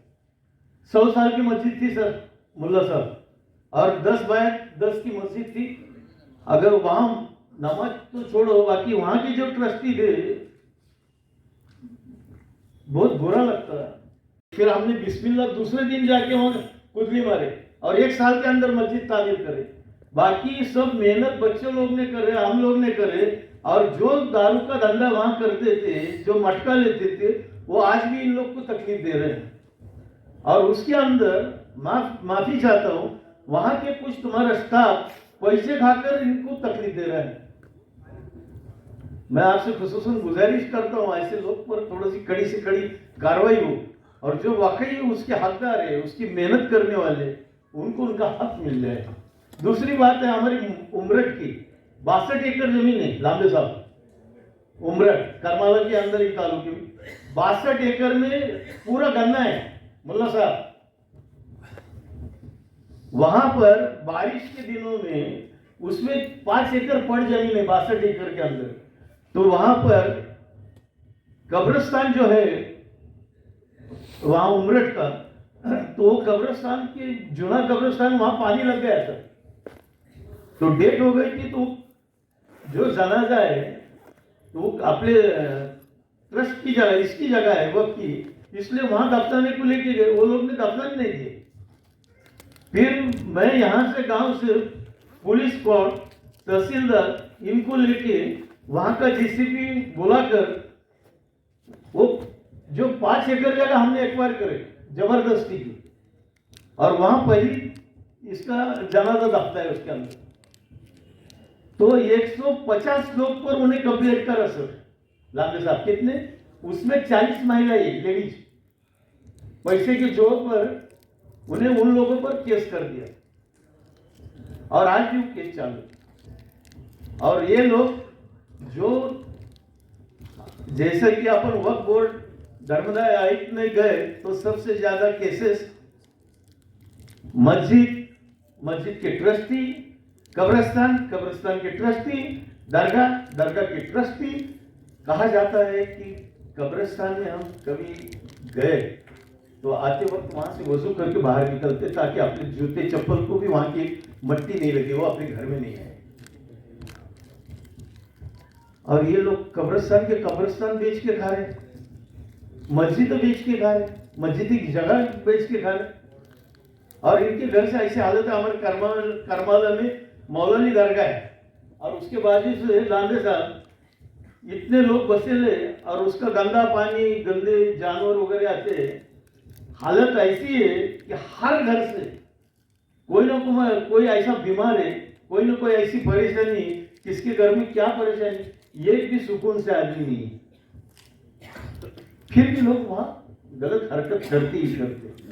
तो मेरे अजीज साथियों, ये वक्त की जगह है, ये आप सबकी मिल्कियत है, इसको संभालना, इसको लेकर चलना, और इससे जो फायदा अपने कौम को मिलता है वो किस तरीके से मिले, इस पर काम करना हम सबका है। जैसे मुल्ला साहब है, लामे साहब है, मुदस्सर साहब है, और हम लोग जैसे जो कार्यकर्ता है हमारे नूर भाई यहाँ बैठे हुए, ऐसे जितना, और यहाँ बहुत सारे लोग हैं, जाने मानी हस्तियाँ हैं, मैं सबके नाम तो नहीं ले सकता, माफी चाहता हूँ। और इनके साथ अगर आप थोड़ा सा वक्त दे के हमारे साथ चलेंगे आप, तो इंशाल्लाह अल्लाह ताला इसमें कामयाबी जरूर देगा। अस्सलाम वालेकुम। Waqf liberation and protection task force की जानिब से Waqf liaison forum, Auqaf trustees association, Dare Arqam, Iqra education foundation, Oli organisation, Shaheen academy, इनकी जानिब से आए हुए सभी मेहमानों का, खासकर जो लोग दूर दराज से आए उनको मैं सलाम पेश करता हूं। साथ में वक्त निकालकर वक्त की चाहत रखने वाले और ट्रस्टियों में से चुन के आए हुए, ये कोई नॉमिनीज नहीं है कि गवर्नमेंट ने नॉमिनीज किया और अपॉइंट हो गए, तो ये ट्रस्टियों में चुन के आकर आप लोगों ने चुन के लिए हुए मेंबर डॉक्टर मुदस्सर लांबे और स्टेज पे बैठे हुए सभी हजरात को मैं दिल से गहराई से कि आप इधर आए। काफी सारे लोगों ने आपको वक्फ के बारे में काफी सारी जानकारी दी। हम इस इश्यू पे बात करेंगे कि आपको करना क्या है। लोग सुनना चाहते हैं, सुन के थक गए, अभी करना चाहिए। वक्फ की इश्यूज बहुत सारे हम सुनते, पेपर में पढ़ते, टीवी में देखते, एलिगेशन आ जाते हैं और हम क्रिटिसाइज करना शुरू कर देते हैं। और हमारे पास वही वक्त ज्यादा है कि हम क्रिटिसाइज करना शुरू कर दिए। वक्फ के बोर्ड मेंबर काम नहीं करते, वक्फ का काम करता, ट्रस्टियों ने ये किया, ट्रस्टियों ने ऑब्जेक्शन डाला, कोर्ट से ये आए। आपके पास वक्त बहुत है चीजों का, लेकिन ये नहीं सोचा कि ये क्रिटिसाइज करने के बजाय हम क्या कर सकते हैं। मौजूदा हालात में जो अपने पास इदारे है, जो अपना बोर्ड है, जो अपना स्टाफ है, उसको किस तरह से हम मदद कर सकते हैं। जब तक हम इस सोच को नहीं लाएंगे वहां, क्रिटिसाइज करना छोड़ दो, क्रिटिसाइज से किसका भला नहीं हुआ, वक्त की बर्बादी है। इसके बजाय अगर अपने मसले है उसको किस तरह से हल करने की कोशिश कीजिए। तो ये आपको सोचना पड़ेगा कि हम करना क्या चाहते हैं। कोई ट्रस्ट का मामला है, कोई सही चल रहा नहीं चल रहा, स्टाफ है, हम कैसा कोऑपरेट करके उनको चल सकते हैं। वो कोई स्टाफ में भी कोई गड़बड़ी हो रही, मेंबर कोई नहीं बोल रहे, तो हम उनको लिख के दे। हम कोई कागज नहीं लेते, कलम नहीं उठाते, सिर्फ बातें करते। अरे बातें करना छोड़ दो, कागज और कलम हाथ में उठाओ। और कागज और कलम हाथ में उठाने के बाद आपके पास ऑप्शंस इतने हैं। हम एक एप्लीकेशन लिखना नहीं चाहते, पता ही नहीं। अगर किसी को अपने घर का लिखना है तो किसी वकील पास जाते और एप्लीकेशन लिखते। हम तो कहते कि पहला कलम कागज उठाइए, कलम उठाइए, जो एप्लीकेशन लिखना चाहो दिल से लिखो। एक बार गलती हो जाएगी, 2 बार गलती हो जाएगी, 3 बार, 5वीं बार आपको अच्छा आइडिया आ जाएगा। और आपकी गलती अगर होती है तो एप्लीकेशन करके क्या करके फेंक देंगे, दूसरा लिख, साथ में उसकी कितनी प्रॉपर्टीज है वो भी पता कर सकते। तो आज के टाइम में हमें कैसा काम करना चाहिए। मैंने आपको एक ब्राउचर दिया हुआ है सभी के पास। उस ब्राउचर के अंदर अगर तलाटी के पास जाकर रिकॉर्ड कैसा निकालना है उसका फॉर्मेट है, चैरिटी कम्युनिकेशन के पास अगर जाते हो तो उसका फॉर्मेट है, एलिनेशन रिकॉर्ड जाते निकालना है तो आर्कोलॉजी में जाकर आप निकाल सकते हो। तो ताकि उसमें लिखना क्या है, अपने वक्फ प्रॉपर्टी या मस्जिद दरगाह के बारे में डिटेल निकालने के लिए। जब तक अपने कागज मुकम्मल नहीं होते जब तक वक्फ बोर्ड जाना नहीं, ये बात कर मेरी। अगर आप अनकम्प्लीट कागज देते हो तो स्टाफ को मौका मिलेगा। किसी ने किसी मुसलमान का वास्ता आखिर में किधर नहीं तो कब्रिस्तान में है नहीं कब्रिस्तान में। मरने के बाद तो आपकी एक तो रिकॉर्ड उधर मिलेगा कि इधर दफनाया गया, वो आपके काम, बच्चों के काम आएगा। अगर आप अभी भी वक्त है, संभल जाओ, वरना आने वाले वक्त में हम अपने दुश्मन बने। इल्जाम मत दीजिए किसी को, पहले अपने साथ से शुरू। तो ये बात है कि रजिस्ट्रेशन स्कीम और चेंज रिपोर्ट, जिन शख्स को अभी कुछ लोग हैं चले गए, कुछ लोग हैं बिस्तर से नहीं उठ रहे, लेकिन ट्रस्टी चाहिए। भाई बड़ा दिल करो, नौजवानों को आगे करो, उनके ख्यालात को सामने लाओ। कर दो कि अपने अपने मस्जिदों के जो स्पीकर है उसके बारे में जानकारी पुलिस को दे दो। लेटर किधर से आना चाहिए, वो बोर्ड से आना चाहिए। हमारी अहमियत हमने बढ़ानी चाहिए। हमें किधर, हम किसका कानून फॉलो करेंगे, वो बोर्ड का कानून फॉलो करेंगे। हुआ नहीं हुआ, सुप्रीम कोर्ट का डिसीजन क्या था, डेसिबल के बारे में था। परमिशन किधर से आई, ये लफ्ज किधर से आया, कानून के जानकार है उन्होंने बताना मुझे। डेसिबल के बारे में बात हो गई, ये परमिशन का वर्ड किधर से आया, क्योंकि हमारा हक है 12 महीने 5 वक्त की आजान देना हमारा हक है, और हमें संविधान ने दिए। उसके ऊपर किसी ने डिस्कशन नहीं किया, परमिशन लेने चले। परमिशन देने का सवाल ही नहीं, क्योंकि हमारा हक है तो ऑलरेडी है। तो हम डेसिबल के बारे में बात करना चाहिए थी, वो बात नहीं हुई। तो हम चाहते हैं कि लांबे साहब वक्फ बोर्ड से सभी मस्जिदों को लेटर जाना चाहिए, आपका डेसिबल चेक करो, हम कानून के दायरे में रहकर काम करेंगे। 5 वक्त हर अजान का, और वो डेसिबल चेक करने का काम किसका है, गवर्नमेंट का। हम अपना रिकॉर्ड दे देंगे, उधर जाकर दे देंगे। हम अपने मस्जिद से एक लेटर जाएंगे गवर्नमेंट को कि हमारा डेसिबल इतना इतना है, फजर में इतना है, आफ्टरनून में इतना है, इसका सर्टिफाई करके आप दो। डेसिबल चेक कौन करेगा, वही करेंगे, वो सर्टिफाई करेंगे। तो ये काम होना चाहिए हमारे से, हम वो नहीं कर रहे। डेसिबल चेक करने के बाद एक सर्टिफिकेट जैसे साल में चेक करो, कोई दिक्कत नहीं। जब सर्टिफिकेट आपके पास रहेगा, आपको कानून के दायरे में कोई भी ऑब्जेक्शन नहीं उठाएगा, आपकी तरफ कोई आएगा ही नहीं, तो हमें कानून में भी चलने की आदत पड़ जाएगी। दूसरी तरह आज के टाइम में रेवेन्यू रिकॉर्ड आपने देखे नहीं, उस फाइल के अंदर 7/12 लिखा हुआ है। एक 7/12 का फॉर्मेट है तहसीलदार के लिए, तलाटी के लिए। आपको पता नहीं उसका सर्वे नंबर, गांव का नाम डालना है, 7/12 में। उस 7/12 के अंदर हमारी मस्जिद का, कब्रिस्तान का और दरगाह का क्या लिखा हुआ है? मेन कॉलम में वहां लिखे ले प्राइवेट लोगों के नाम, अपने लोग ट्रस्टियों के नाम, और इतर हक में लिखते कब्रिस्तान, देवस्थान, मस्जिद, दरगाह। मालिक कौन बना? उसको चेंज करो प्रोसीजर के हिसाब से। 2016 का जो जेआर है, वो जेआर को इंप्लीमेंट करने का काम जो शुरू है उसके पे फोकस। जिस वक्त 7/12 पे आपका क्लास 3 आएगा और दरगाह या मस्जिद कब्रिस्तान का नाम जब आएगा तो आपका रजिस्ट्रेशन होने के लिए आसानी है।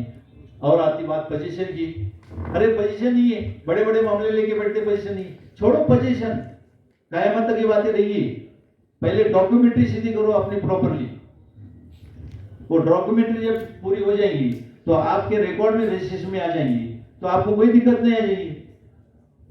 हम अपनी डॉक्यूमेंट्री पूरी नहीं करेंगे, हम कहेंगे अंबानी ने बंगला बना, क्या किया हमने? गलती उसकी है क्या? उसको क्रिटिसाइज करने से पहले हम अपने गिरेबान में झांक के देखना चाहिए ना कि हम लोगों ने क्या किया। बॉम्बे के अंदर लालशाबाग दरगाह है, 72 एकड़ प्रॉपर्टी है। कितने लोगों को पता है उस बारे में? बोर्ड ने एफिडेविट डाला करके आज तक प्रॉपर्टी वो रुकी हुई है। उसके ऊपर वकील हजरात, नाम लूंगा लामी साहब, मैं नाम लूंगा, मुझे कोई फर्क नहीं पड़ता, मैं आपको क्लियर करता हूँ। जब हम वक्त हो गए तो वो जिंदगी वक्त कर दी। बोलो बोलो पूरी बताऊंगा। उसके साथ अभी सुप्रीम कोर्ट में जो मामला हुआ कल, जो वो बोर्ड ने केस जीता, अपोनेंट कौन थे? एडवोकेट यूसुफ मुशाला, सगीर खान, वक्त के माहिर समझने वाले अपने आप को, और अगेंस्ट किसके चल रहे? वो बोर्ड के अगेंस्ट चल रहे। वही लोगों ने लालबाग का हाल किया, 72 एकड़ प्रॉपर्टी इन लोगों ने गैरों के हाथ में दे दी, और आज शान से फिर तो हम लोग के काम करते हो। नहीं चाहिए ऐसे लोग, मैं आप साफ करता हूं, नहीं चाहिए ऐसे लोग। मेरा बाप भी अगर गलत काम कर रहा तो मैं उसको सबके सामने कहूंगा। बाहर नहीं, ये काम हर एक जवानों के दिल में आना चाहिए। बड़े नाम नहीं चाहिए मुझे, छोटा आदमी रहेगा वो अगर अच्छा काम करे तो उसको सलाम करूंगा, उसको सलाम नहीं करूंगा। आज यूसुफ मुसल्ला ने ओम की नाक कटवाई, सगीर खान ने बॉर्डर किया पूरा वो बोर्ड का। तो ये चीज प्रोफेशनल है, तुम्हारा प्रोफेशनल अपने जगह रखिए, प्रोफेशनल नॉट, ऐसा नहीं प्रोफेशनल चाहिए। लंबे साहब लालशाबाग दरगाह के प्रोफेशनल में वो ट्रस्टी की तरफ से वो एडवोकेट है हारून शेख से, उसको निकाल के मैं बताता हूँ, पूरी स्टोरी पता है मुझे।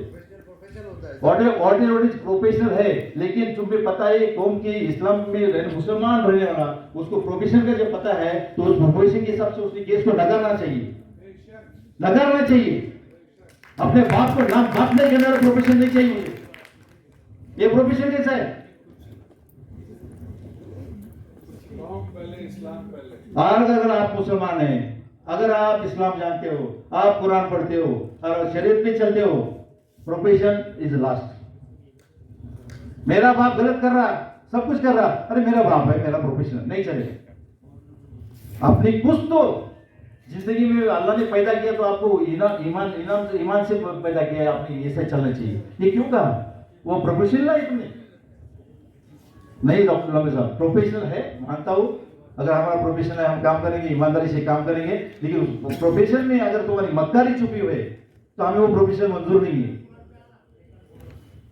बिल्कुल मंजूर नहीं। और इस वजह से लोगों को गुमराह भी नहीं करना चाहिए। वकालत के नाम पे तुम इतना बड़ा बड़ा बात करते हो, बाहर आकर बताओ, अगर तुम्हारे में प्रोफेशन है ना तो हम उसके आगे काम करने हम सल्यूट करते हो। इधर साथ में रहते हो, हारून शेख के साथ में रहकर गद्दारी करके वो सुप्रीम कोर्ट से ऑर्डर आने के बाद भी उस मामले को दफाया जाता है। और हम वहां जब चले गए हमें धमकाया गया, उस गिरे में मत जाओ, फोटो मत निकालो। हमने कहा हम जाएंगे, उसी इलाके में जाके पूरी बिल्डिंग की फोटो निकाल के गए। तो डरने की बात नहीं है, बचाने वाला अल्लाह है। अगर तुम्हारा नीयत साफ है तो जरूर बचाएगा। सब दारोमदार मेरी नीयत पे है। आज पुणे में हमें भी तकलीफ हो गई, बचाने वाला अल्लाह है। मरने का, कोरोना में लोग मर गए, कितने मर गए? वो जिंदा गए, कोरोना होकर भी जिंदा गए। जिन्होंने कोरोना की लाशें दफनाई वो बच्चे हमारे हैं इधर गुना के, उन्होंने कुछ नहीं हुआ उनको, तो बचाने वाला अल्लाह है। नीयत साफ थी उनकी, जो मजबूरों को दफनाया उन्होंने, जो लोग थे डर रहे थे उनको दफनाया। तो बात ये राम साहब, हम रजिस्ट्रेशन के बारे में आ गए। साथ में ये है जो केसेस है लांबे साहब, ट्राइबल में केसेस चल रहे, हमारे साथ जितने भी इदारे हैं गवर्नमेंट के, वक्त के सिलसिले में गवर्नमेंट के इदारे आते हैं। सबसे पहली बात है रेवेन्यू डिपार्टमेंट, उसके बाद वो आता है लॉ एंड जुडिशरी, उसके बाद वर्क बोर्ड आता है, उसके बाद आर्कोलॉजिकल भी आता है, उसके साथ में तुम्हारा होम मिनिस्ट्री भी आती है। तो हमें इस सब को जोड़ना पड़ेगा हमें सब। अगर जब तक हम ये लोग जोड़ेंगे नहीं, क्योंकि अगर कोई प्रॉपर्टी भी कोई कब्जा करता है, चल रहा है, जब तक सीओ का लेटर नहीं आएगा, जब तक पुलिस स्टेशन एफआईआर नहीं करेगा। लाने साहब, मेरे घर की प्रॉपर्टी रही तो मैं जब जाता कंप्लेंट करता है कि वो की प्रॉपर्टी, अल्लाह की प्रॉपर्टी बचाने के लिए कोई अगर कंप्लेंट करता है उसकी एफआईआर नहीं कर रही है, वो सीओ का लेटर चाहिए। अरे आपकी नजरों के सामने है वो इंसान कुछ कर रहा। आज इधर कोंडवा के अंदर कितना इंक्रोचमेंट हो रहा, हर बार हम लिख चुके हैं। अगर वही प्रॉपर्टी पे अपने 1 इंच भी रही ना, भाई भाई के साथ सुप्रीम कोर्ट हो जाते हो, एक में का सर फोड़ते हो। और अल्लाह की प्रॉपर्टी के लिए पता नहीं जाने अपना क्या काम है, उससे कोई लेन देन नहीं। उसकी वजह ये है कि वक्फ किस लिए है ये आम आदमी को पता नहीं। आम आदमी सोचता है मुझे कुछ तो होगा तो मैं दिलचस्पी लूंगा। तो आम आदमी की बात यह है कि उसको पता ही नहीं है कि वक्फ तेरे लिए बनाया है, गरीबी के लिए बनाया है, यतीमों के लिए बनाया है, नहीं मालूम। तो हमारा काम बनता है कि वक्फ प्रॉपर्टी के बारे में, वक्फ का सबसे बड़ा बेनिफिशियरी कौन है, वक्फ का बेनिफिशियरी आज तक किसी को पता नहीं। कितनी मस्जिदों से यतीमों को पैसा जाता है, कितनी मस्जिदों से बेवों को आना जाता है, कितनी मस्जिदों से यतीम बच्चों की शादी की जाती है कोई? हमारे मस्जिदों के सामने बुरके में औरतें खड़ी लिए, हमें शर्म नहीं आ रही। मस्जिद के सामने औरतें खड़ी करने के लिए मस्जिद नहीं है, ये वो प्रॉपर्टी है, उससे हो जाना चाहिए। हम वो मस्जिद के सामने कतार लगी हुई है, शर्म नहीं आई हमें। किस दुनिया में जी रहे हम? दरगाह के सामने दौलत कितनी है? 1.25 एकड़, लाख एकड़ कहने के लिए हम क्या कर रहे हैं? उठना पड़ेगा आपको, सबको आवाज उठाना पड़ेगी आपको। अगर आज खामोश रहोगे तो अल्लाह को जवाब देना पड़ेगा आपको, आपने क्या किया। और अल्लाह आपको पूछेगा, कब्र भी पूछेगा और सभी जगह पूछेगा। हमारी कोई भी जरूरतमंद मर्द हो या औरत हो, बच्चे हो या कोई भी हो, मस्जिदों के सामने नहीं दिखना चाहिए, उनके घर तक अपनी मदद होनी चाहिए। ये वक्त की वजह से होगा अगर आप सही ढंग से काम करोगे।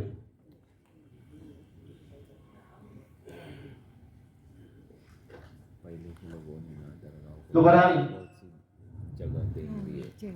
रजिस्ट्रेशन जो डॉक्यूमेंट्री की बात कर रहा हूँ, डॉक्यूमेंट्री जब तक कंप्लेंट नहीं होगी वक्त बोर्ड नहीं जाना है, बिल्कुल नहीं जाना है। अगर आपको एडवाइस लेना है, लीगल एडवाइस ले लो, डॉक्यूमेंट्री परफेक्ट करो। डॉक्यूमेंट्री परफेक्ट होगी तो ही काम होगा। आज खुशरो साहब इधर आए, 3-4 साल से इधर है, उन्होंने जो काम कर रहे थे जितना हो सका, दो स्टाफ थे, सपोर्ट आपको करना पड़ेगा। अगर आप सपोर्ट नहीं करोगे वो काम नहीं कर पाएंगे। क्रिटिसाइज करना बंद करो, निगेटिव किसी में गलतियां रहती, खामियां रहती, सब में रहती, हमारे में भी है, तो खामियों को दूर रखो, काम पे फोकस किया करो। आलमगीर मस्जिद का मामला था, जब 15-20 लोग आए थे, वही खुशरो साहब अकेले थे। मुझे अफसोस होता है नामे साहब, वह बोर्ड के 2 मेंबरों को पता ही नहीं ये वाकया हो गया, लोग मारने आए थे, उसके बाद एफआईआर हो गई। आज वो शख्स को अगर हम सिक्योरिटी नहीं देते, दूसरा आने वाला शख्स कैसा काम करेगा? बोर्ड का पहला फर्ज बनता है, आवाज उठानी चाहिए थी बोर्ड ने। बड़े मुश्किल से एफआईआर हो गई, आपको बताता हूं मैं, बड़ी जोर लगाना पड़ी। होम मिनिस्ट्री से लेके फौजिया मैडम ने उसके लिए बहुत काम किया, हमने इम्तियाज जलील ने उसके ऊपर काम किया, तो आपने चेयरमैन वजादत मिर्जा ने, उनकी हमने इतना पीछा किया, जब जाकर 5 बजे एफआईआर हो गई। क्या मुसीबत है ये, मतलब हमारा कोई नहीं है। जिनको हमने हमारा जिम्मेदार समझा उनका तो फर्ज बनता है। हमारे पुणे के मेंबर पुणे में रहते हुए पूछा तक नहीं है, शर्म की बात है इस बात को। Whatever it is, शर्म आनी चाहिए। वो बोर्ड का एक आदमी अगर वो पुलिस स्टेशन में 25 आदमी उसके आगे पे आ रहे और वो क्या कर रहा, अपने भाई को कुछ हुआ तो हम भागते जाते, वो भी अपना भाई था ना, कैसा काम करेंगे हम? तो काम सेम की बात नहीं है साहब, ये सेम लेने के बजाय हम क्या करेंगे वो देखेंगे हम। बिल्कुल ही होना चाहिए, देना पड़ेगा। जिस दिन ये हो जाएगा कि जिधर मामला है हमारे वक्त पे पुलिस आई हुआ, भले हमारी पुलिस ना जाए, लेकिन उसकी अथॉरिटी ऐसा करवा के बोर्ड के अंदर, ताकि आपको आपके स्टाफ को एक सपोर्ट मिल जाएगा उसकी वजह से। एक प्रोविजन आप एजेंडे में डाल दीजिए कि हमारी सिक्योरिटी करने के लिए हम करेंगे। एक चम्मच चाय, जब तुम फॉरेस्ट को दे सकते हो, कॉर्पोरेशन को दे सकते हो, बोर्ड को क्यों नहीं दे सकते? बड़ी बात नहीं बोर्ड के लिए, अमीरों का अमीर है, बादशाह है, वो हकीकत और है लेकिन बादशाह है। तो आप इस एजेंडे में आएंगे तो ये बात है ना, तो आप उसमें एजेंडे में डाल दीजिए कि हमारे लांबे साहब को मैं रिक्वेस्ट करूंगा कि आप अपनी तरफ से एजेंडे में डाल दो कि हमारे लिए सिक्योरिटी फोर्स बननी चाहिए वक्त के, ताकि हम लोगों को भी थोड़ा खुशी हो जाए, कुछ तो है हमारे लिए। मामले तो बहुत सारे हैं, हमने जो डॉक्यूमेंट दिए उस डॉक्यूमेंट को फॉलो करो। जब तक वो डॉक्यूमेंट को फॉलो कर नहीं करेंगे आपका काम नहीं होगा।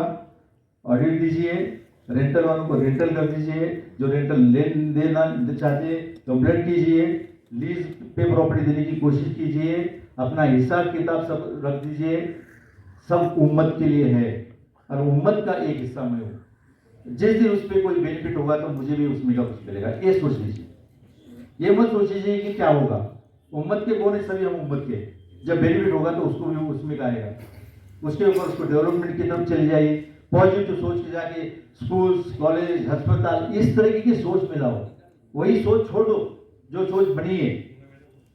अगर वो तुम सोच लाओगे तो इंशाल्लाह हमें माइनॉरिटी मिनिस्ट्री से 1 रुपए का भी फंड नहीं चाहिए। हम माइनॉरिटी मिनिस्ट्री को फंड निकालेंगे। इतनी बड़ी हमारी ताकत भी है और इतनी बड़ी हमारी सोच भी है, हमारे पास टैलेंट भी है, कोई चीज की कमी नहीं है हमारे पास। हमने अपने को उस टैलेंट को इकट्ठा करना है, चीजों को इकट्ठा करना है।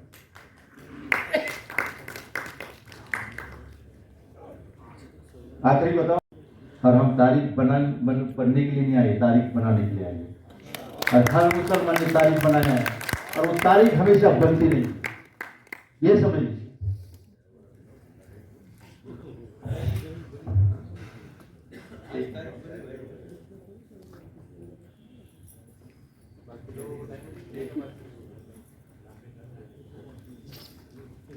हमारे पास डॉक्यूमेंट्स क्या क्या चाहिए, मैं आपको एक सनद है जिसके पास पुराने डॉक्यूमेंट, सबसे इंपॉर्टेंट सनद। सनद क्या क्या, कुछ नहीं।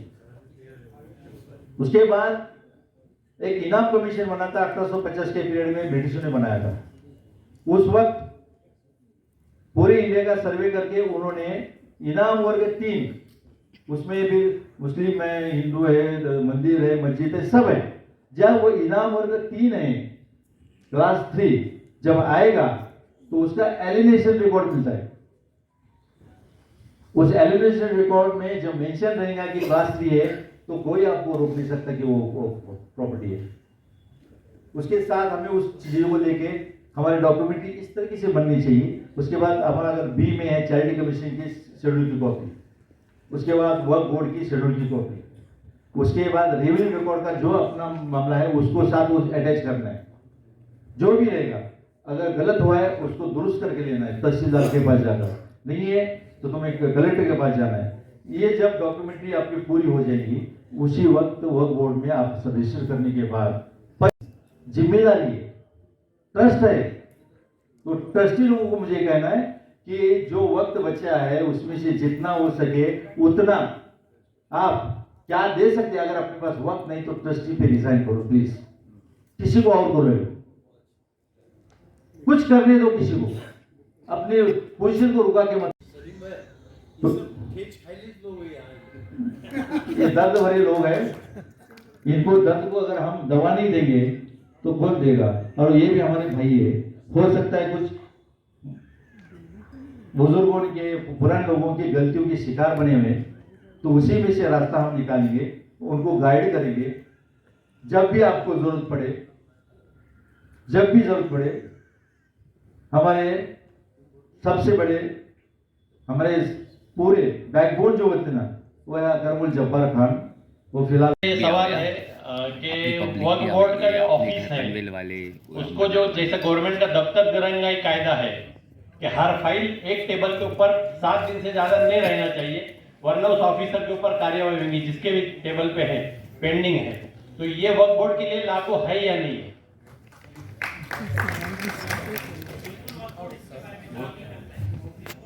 दूसरा सवाल ये है कि जो इंस्टीट्यूट पहले चैरिटी में रजिस्टर्ड है और जिन्होंने जो है जिसकी जो है उन्होंने अभी तक चैरिटी वालों ने जो है रिकॉर्ड नहीं भेजा है इसके तरफ, वक्फ बोर्ड के तरफ, तो उसका रजिस्ट्रेशन करना मुस्लिम के जितने भी चाहिए है तो उसका रजिस्ट्रेशन करना बंधन कारक है क्या, जरूरी है क्या, कंपलसरी है या वो फिर डीम रजिस्ट्रेशन ऑटोमेटिक होगा। दूसरी बात ये है, दूसरा ये है कि वो कायदेशीर है क्या।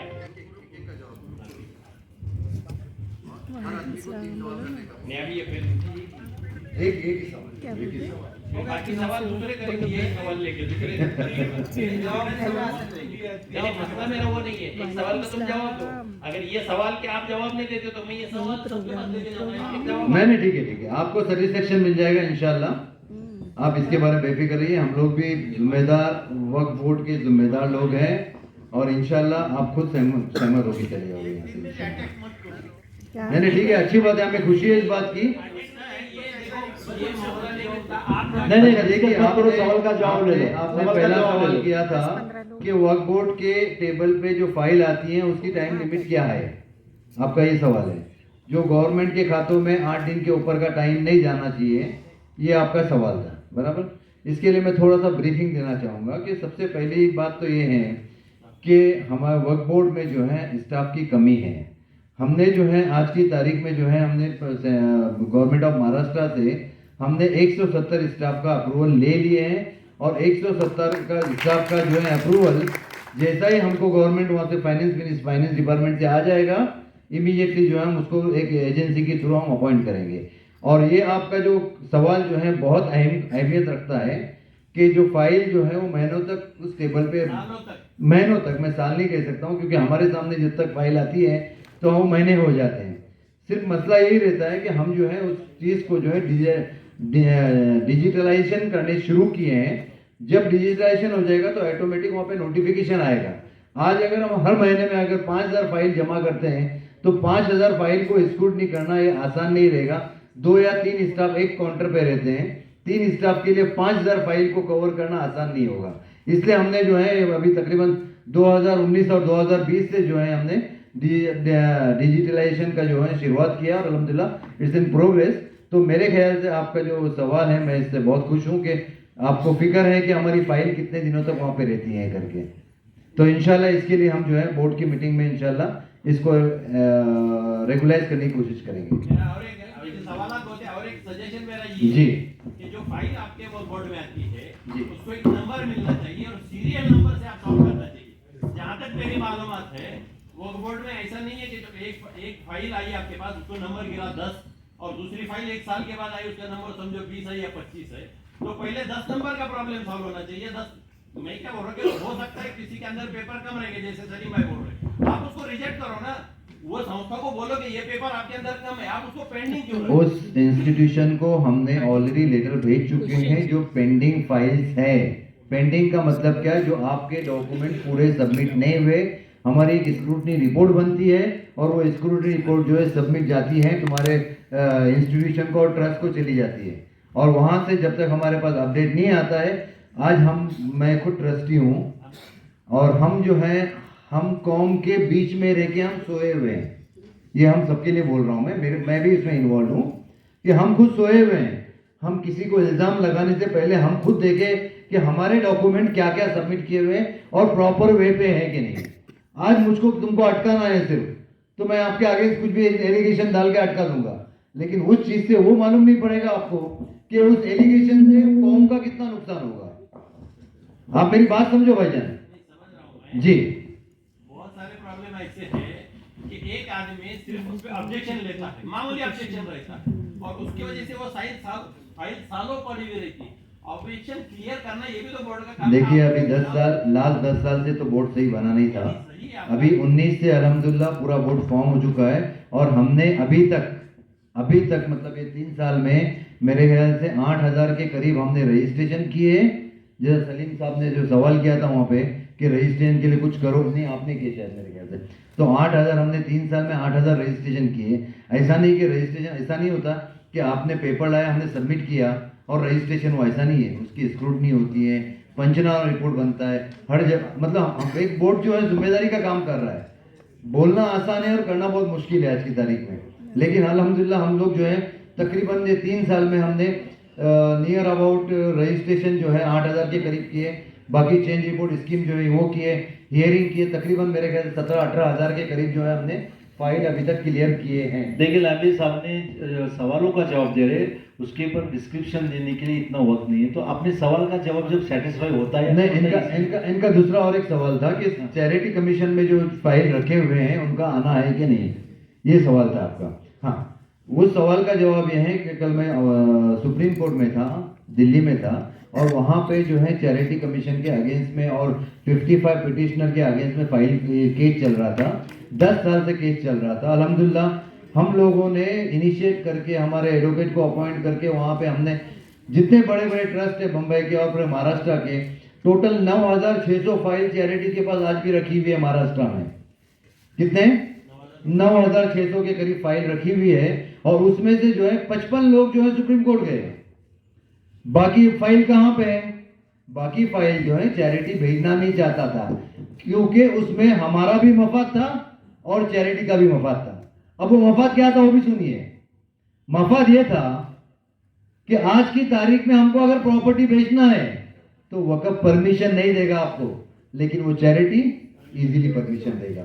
हालांकि 2011 के सुप्रीम कोर्ट के स्टे के हिसाब से जस्टिस अल्तमश कबीर साहब ने उस वक्त स्टे दिया था कि कोई भी चैरिटी और वक़्फ़ जो है प्रॉपर्टी सेल नहीं करेगा, लेकिन वक़्फ़ में वो रेगुलाइज हो गया, चैरिटी आज भी सेल कर रहा है। तो हमने जो है अल्हम्दुलिल्लाह कल जो हम केस जीते हैं माशाल्लाह, 12 साल से जो लड़ रहे थे हम लोग, उसका कल अल्हम्दुलिल्लाह नतीजा आया है और 9,600 फाइल जो है हमारे वक्फ बोर्ड में वापस आ रहे हैं अल्हम्दुलिल्लाह। नेक्स्ट आदमी देखिए, नहीं क्या हो रहा साहब, सॉरी माफी चाहता हूँ, बाकी सारे लोग सवाल नहीं कर रहा हूँ, नहीं वो स्पीच में बता देंगे वो सब। क्या बोल रहे हैं मैं बता रहा हूँ आपको। चैरिटी वाले ये बोलते हैं कि हमको कंपलसरी हमारे ऊपर है ही नहीं फाइल। साहब ये कल का सुप्रीम कोर्ट का ऑर्डर है सर, कल का ऑर्डर है। जिस दिन चैरिटी बोलती है ना उसको मतलब रिटर्न में दो, हमें रिटर्न में मांगना है, सब रिटर्न में हमने लाया है वैसा।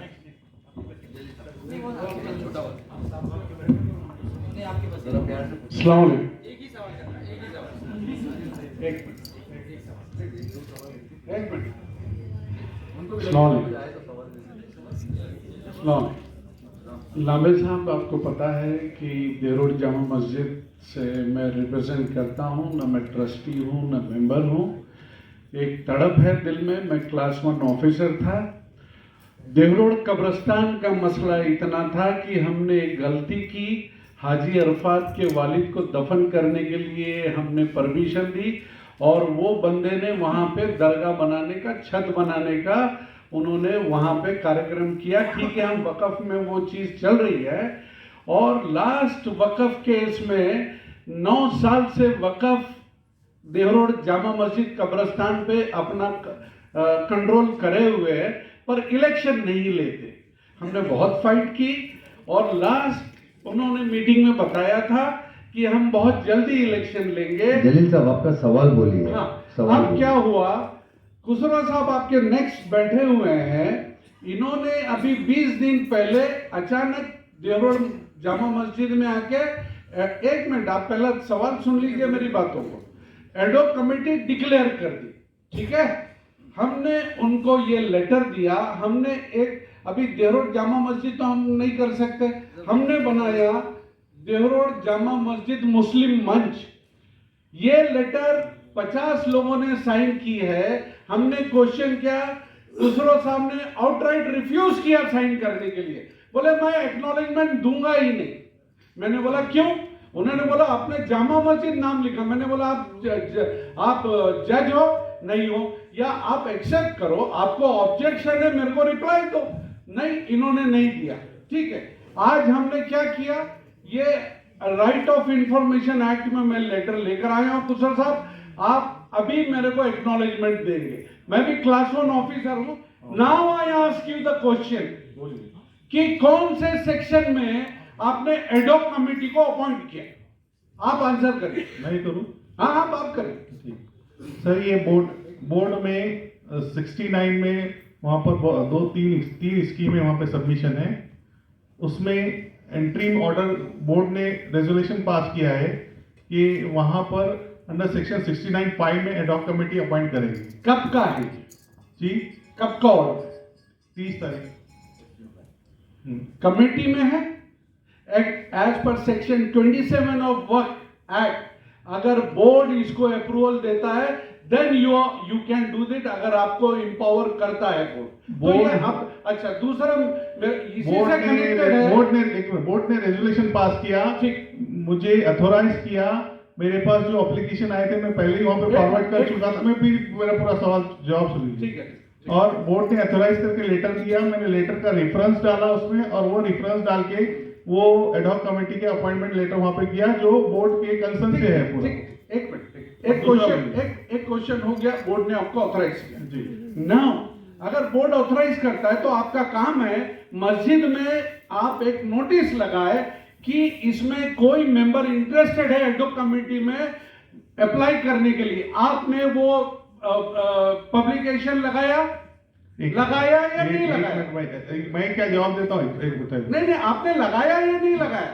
मैंने आपने मेरा सवाल का जवाब ही दे रहा हूँ। आप इस तरह से सवाल करिए नहीं, पूरा सुनना पड़ेगा। आप अपना अधूरा सवाल जवाब मैं नहीं दे सकता, पूरा सुनना पड़ेगा। मैं बोल रहा हूं, आपने नोटिस नहीं लगाया? नोटिस नहीं, पहले मैंने वहाँ पे एक मीटिंग लिया, किसी को एडॉक कमेटी में अपॉइंट होना है तो कुछ नहीं लिया आपने सिर्फ अरफात के लोगों का।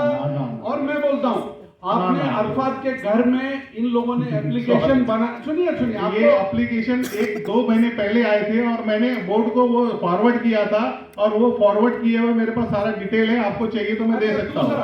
तीसरा सवाल है मेरा, और तीसरा है, आप वक़्फ़ के नुमाइंदे हैं या हाजी अरफात के?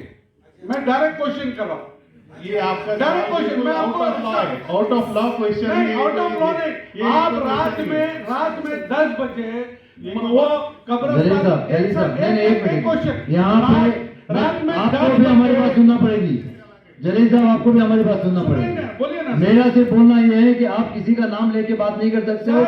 आपका इशू जो है, आपकी बातें सुनने के लिए हम बैठे हुए हैं, इसका मतलब आप ये नहीं है कि किसी का भी नाम लेके वक्त ऑफिसर को बदनाम कर सकते हो। ये रात में ये इस बारे में जलील साहब मैं ऑब्जेक्शन लूंगा आप पे।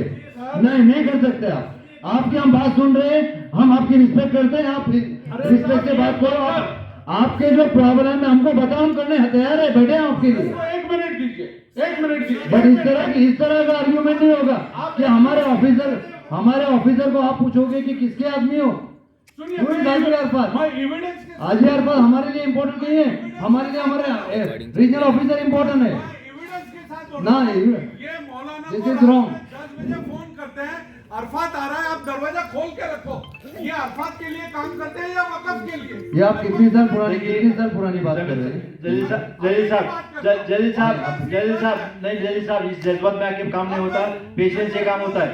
जब आपको प्रोसीजर से अपनाओ, जज्बात से काम मत करो, पेशेंस से काम करो। और किसी पे whatever is proof you have to submit it to the work board and the police station. Whatever you do your job, then they will decide. Jalil साहब ऐसी बात नहीं है, जलील साहब ऐसी बात नहीं है। जलील साहब ऑफिस में, यहाँ कैसा देंगे ना सर? नहीं ठीक है ना, but office this is not the office time my dear Jalil bhai, this is not the office time. He don't cooperate. मैं ब्लेम नहीं कर रहा हूँ, मैं स्टेट बोल रहा हूँ। इन्होंने एक्नॉलेजमेंट 50 लोगों का रिफ्यूज अच्छा क्या है एक्नॉलेज, क्या है वो लेटर बताइए। वो लेटर दिया आपके पास। नहीं हेलो, क्या है उनके पास, क्या है दूसरा क्या है? हेलो सर, एक हेलो दीजिए, मैं देख लेता हूँ। हो गया, क्लियर हो गया भाई, हो गया। जलील साहब इसको मैं बाद में लेता हूँ आपसे, मैं बोल देता हूँ प्रोग्राम सबके सवाल होने तो फिर अपन मेरा सवाल जो भी सवाल रहेगा उसमें से एक आया सवाल नहीं होंगे सर, एक सवाल पूछेंगे सर। अस्सलाम वालेकुम, बोलिए। रहमतुल्लाहि बरकातहू। मेरा नाम मुजफ्फर इनामदार है और मैं हुसैन शाहबाद ट्रस्ट बड़ा वहाँ से मैं हूँ और मैंने सेक्रेटरी पद के ऊपर 5 साल काम किया ट्रस्टी बोल के। तो अभी मेरा मसला, हमारे ट्रस्ट का मसला ये है, हमारी ट्रस्ट जो चैरिटी में अभी भी है, तो चैरिटी जैसा ए फॉर हिंदू लोग के लिए, बी मुस्लिम के लिए, सी पर्शियन और डी हाँ ऐसा है, तो डी के लिए क्रिश्चियन लोग के लिए और ई जो है अपने लिए। हाँ, तो अपने लिए जो ई है, तो हमारे ई में रजिस्ट्रेशन है हमारा। तो उसके अंदर क्या हुआ, हमारे ट्रस्टी जो थे उसके, मेरे पहले पुराने ट्रस्टी वो वक्त में जाना नहीं चाहते थे, वो जाना नहीं, तो उसके बारे में क्या हुआ, हमने वक्त के हमको नोटिस आने के बाद में हमारी ट्रस्ट हाई कोर्ट तक गए हम लोग, और बाद में फिर ऐसा तय हुआ कि हाई कोर्ट ने जजमेंट ऐसा दिया कि विदिन 3 मंथ्स चैरिटी ने वक्त को सब डॉक्यूमेंट फॉरवर्ड करना है। मगर आज उस बात को कम से कम 6 साल हुए और वो डॉक्यूमेंट ट्रांसफर नहीं हुए, और आज भी करंट मौजूदा हालात में हमारे ट्रस्ट ई में रजिस्टर रहने की वजह से अभी भी चैरिटी में है हमारी ट्रस्ट। अच्छा मुझे एक बात बताइए कि आपकी ट्रस्ट का जो है मंशा क्या है? क्योंकि सुप्रीम कोर्ट में परसों में था, कल परसों, कि ऐसा है कि एजुकेशन है, ठीक है, ये जो है एजुकेशन मदरसा जो भी है, NGOs वगैरह इसके लिए दिया जाता है, लेकिन इसमें जो स्कीम जो बनी हुई है कि मुस्लिम कौम के लिए कुछ सपोर्ट है या क्या? मुस्लिम कौम के लिए सपोर्ट है। हाँ, तो इसका मतलब है कि वक्फ हो गया वो, जो सुप्रीम कोर्ट का ऑर्डर जो अभी जो निकला है। हमारी जमीन थी, ये जमीन हमारी हुसैन साहब ने 1935 में परचेज की हुई, उसके डॉक्यूमेंट हमारे पास सब। ठीक है, तो आप एक काम कीजिए, हमारे रीजनल ऑफिस में आप कंसल्ट कीजिए जाके, और हम उस पर इंशाल्लाह डिस्कस करके आप। जी हाँ, आपका वहाँ पे अरबी मदरसा है, मस्जिद है, क्या है? मस्जिद है और दरगाह दोनों। हाँ, तो ये पूछना चाह रहे थे हम आपसे। हाँ। आपका वहाँ पे क्या है, मदरसा मस्जिद है, तो आप डायरेक्ट आइए। आप पहले बोले कि हम वक्त में नहीं जाना चाहते थे, ये आपका अपना प्रॉब्लम था, आप अपने मस्जिद में नहीं आए। पुराने ट्रस्टी थे वो नहीं जाना चाहते थे। हाँ, लेकिन आप आइए, हम आपको करके देंगे। जनरली ई में होता क्या है कि सिर्फ ट्रस्ट रजिस्टर होता है और उसकी जो मस्जिद की रिकॉर्ड उस पर नहीं रहता है। आपको अभी यहाँ पर सर्वे हुआ है, सर्वे में भी आपके पास लोग नहीं आए और उसका एंट्री नहीं ली। अगर आप हमारे पास रजिस्टर रहेंगे तो वो सर्वे के रिकॉर्ड में भी आएगा और वो मस्जिद की एंट्री सर्वे में आके उसको गजट नोटिफिकेशन भी होगा। बट एज पर बायलॉज 1994 के हिसाब से टीम रजिस्टर तो होना ही चाहिए।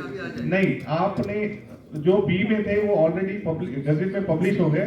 जो गजट में पब्लिश हुए हैं वो डीम रजिस्टर्ड है बी कैटेगरी के। तो ई कैटेगरी आपने जब रजिस्ट्रेशन करवाया तो उसको आपने रजिस्ट्रेशन करवाते वक्त उसको बी में नहीं करवाया, उसको आपने रिलीजियस में नहीं कराया, उसको आपने एजुकेशन में पर्पज से कराया। आपका स्टार्टिंग से पर्पज अलग था, इसलिए वो इधर नहीं आया। अगर आप बी में कराते तो ऑलरेडी वो इधर ट्रांसफर हो जाता। बाकी जो आपको कंसर्न चाहिए आप ऑफिस में आइए, आपको पूछ दीजिए।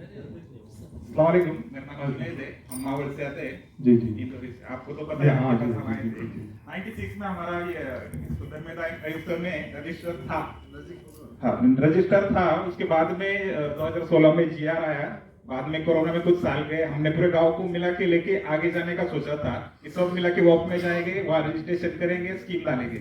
लेकिन गांव में के कुछ ऐसे लोगों ने खुद ही जाके रजिस्ट्रेशन किया। 3 ही घरों ने, गांव में 43 घर से ज्यादा घर है, 40 घर का हमने यहाँ पूरा ठहराव किया था, सबने साइन दिए इधर से।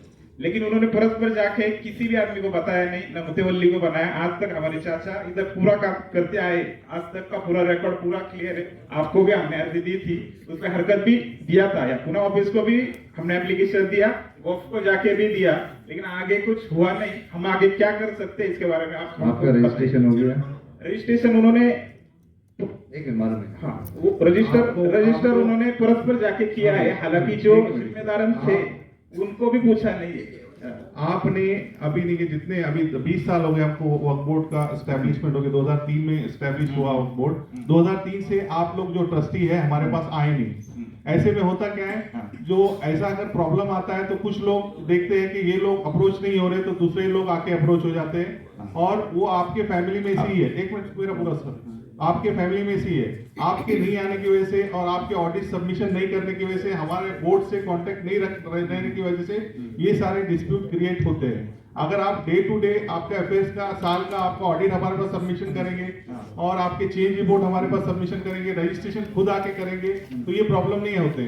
कुछ ऐसे एलिमेंट्स है अपने समाज में कि वो ये सारा स्टडी करते हैं कि कौन से गांव से कौन सी चीज नहीं आई है, कौन सा ट्रस्टी आपके पास अप्रोच नहीं हुआ है, तो वहां दूसरे लोग आके अप्रोच होते हैं। वही गांव के लोग रहते हैं, वही फैमिली के लोग रहते हैं, और वो हमारे पास 10 में से 2 लोग आते हैं और वो चीज को हमारे पास आके रजिस्ट्रेशन करवा के वो करते हैं। अगर आप पहले से हमारे से टच में रहे, आपके डे टू डे आपका ईयरली ऑडिट हमारे पास सबमिट करते रहे, रजिस्ट्रेशन टाइम टू टाइम हमारे पास करते रहे, और चेंज रिपोर्ट आपके सबमिशन करते रहे, तो ये डिस्प्यूट आपका क्रिएट नहीं होता। और मैंने आपको इसमें कोऑपरेट किया हूँ और आपका ऑब्जेक्शन लेके उसको फॉरवर्ड भी किया हूँ, और वो जो प्रोसेस था उसको रोका गया है, रुक गया है। वो आपको हेयरिंग के लिए बुलाया जाएगा, आपको चांस दिया जाएगा, और जो राइट है उसमें से डिसीजन होगा, बोर्ड वैसा डिसीजन। और एक चीज इसमें ये है कि ये जो ट्रस्टियन इन्होंने नए से बनाए, हालांकि उसमें से 2 से 3 में गांव में नहीं, एक बॉम्बे में रहता है, एक तलेगांव में रहता है, ये सारी चीजें वो चीज आपसे हमको सपोर्ट मिलेगा। आपको बहुत हमारे पास हेयरिंग होगी और हेयरिंग में ये सब आपको फैक्ट बताने ठीक, शुक्रिया। हेयरिंग होना चाहिए। आपको हियरिंग में बुलाया जाएगा, बोर्ड की मीटिंग होगी, उसमें हियरिंग होगी, उसमें आपको मैटर लिया जाएगा।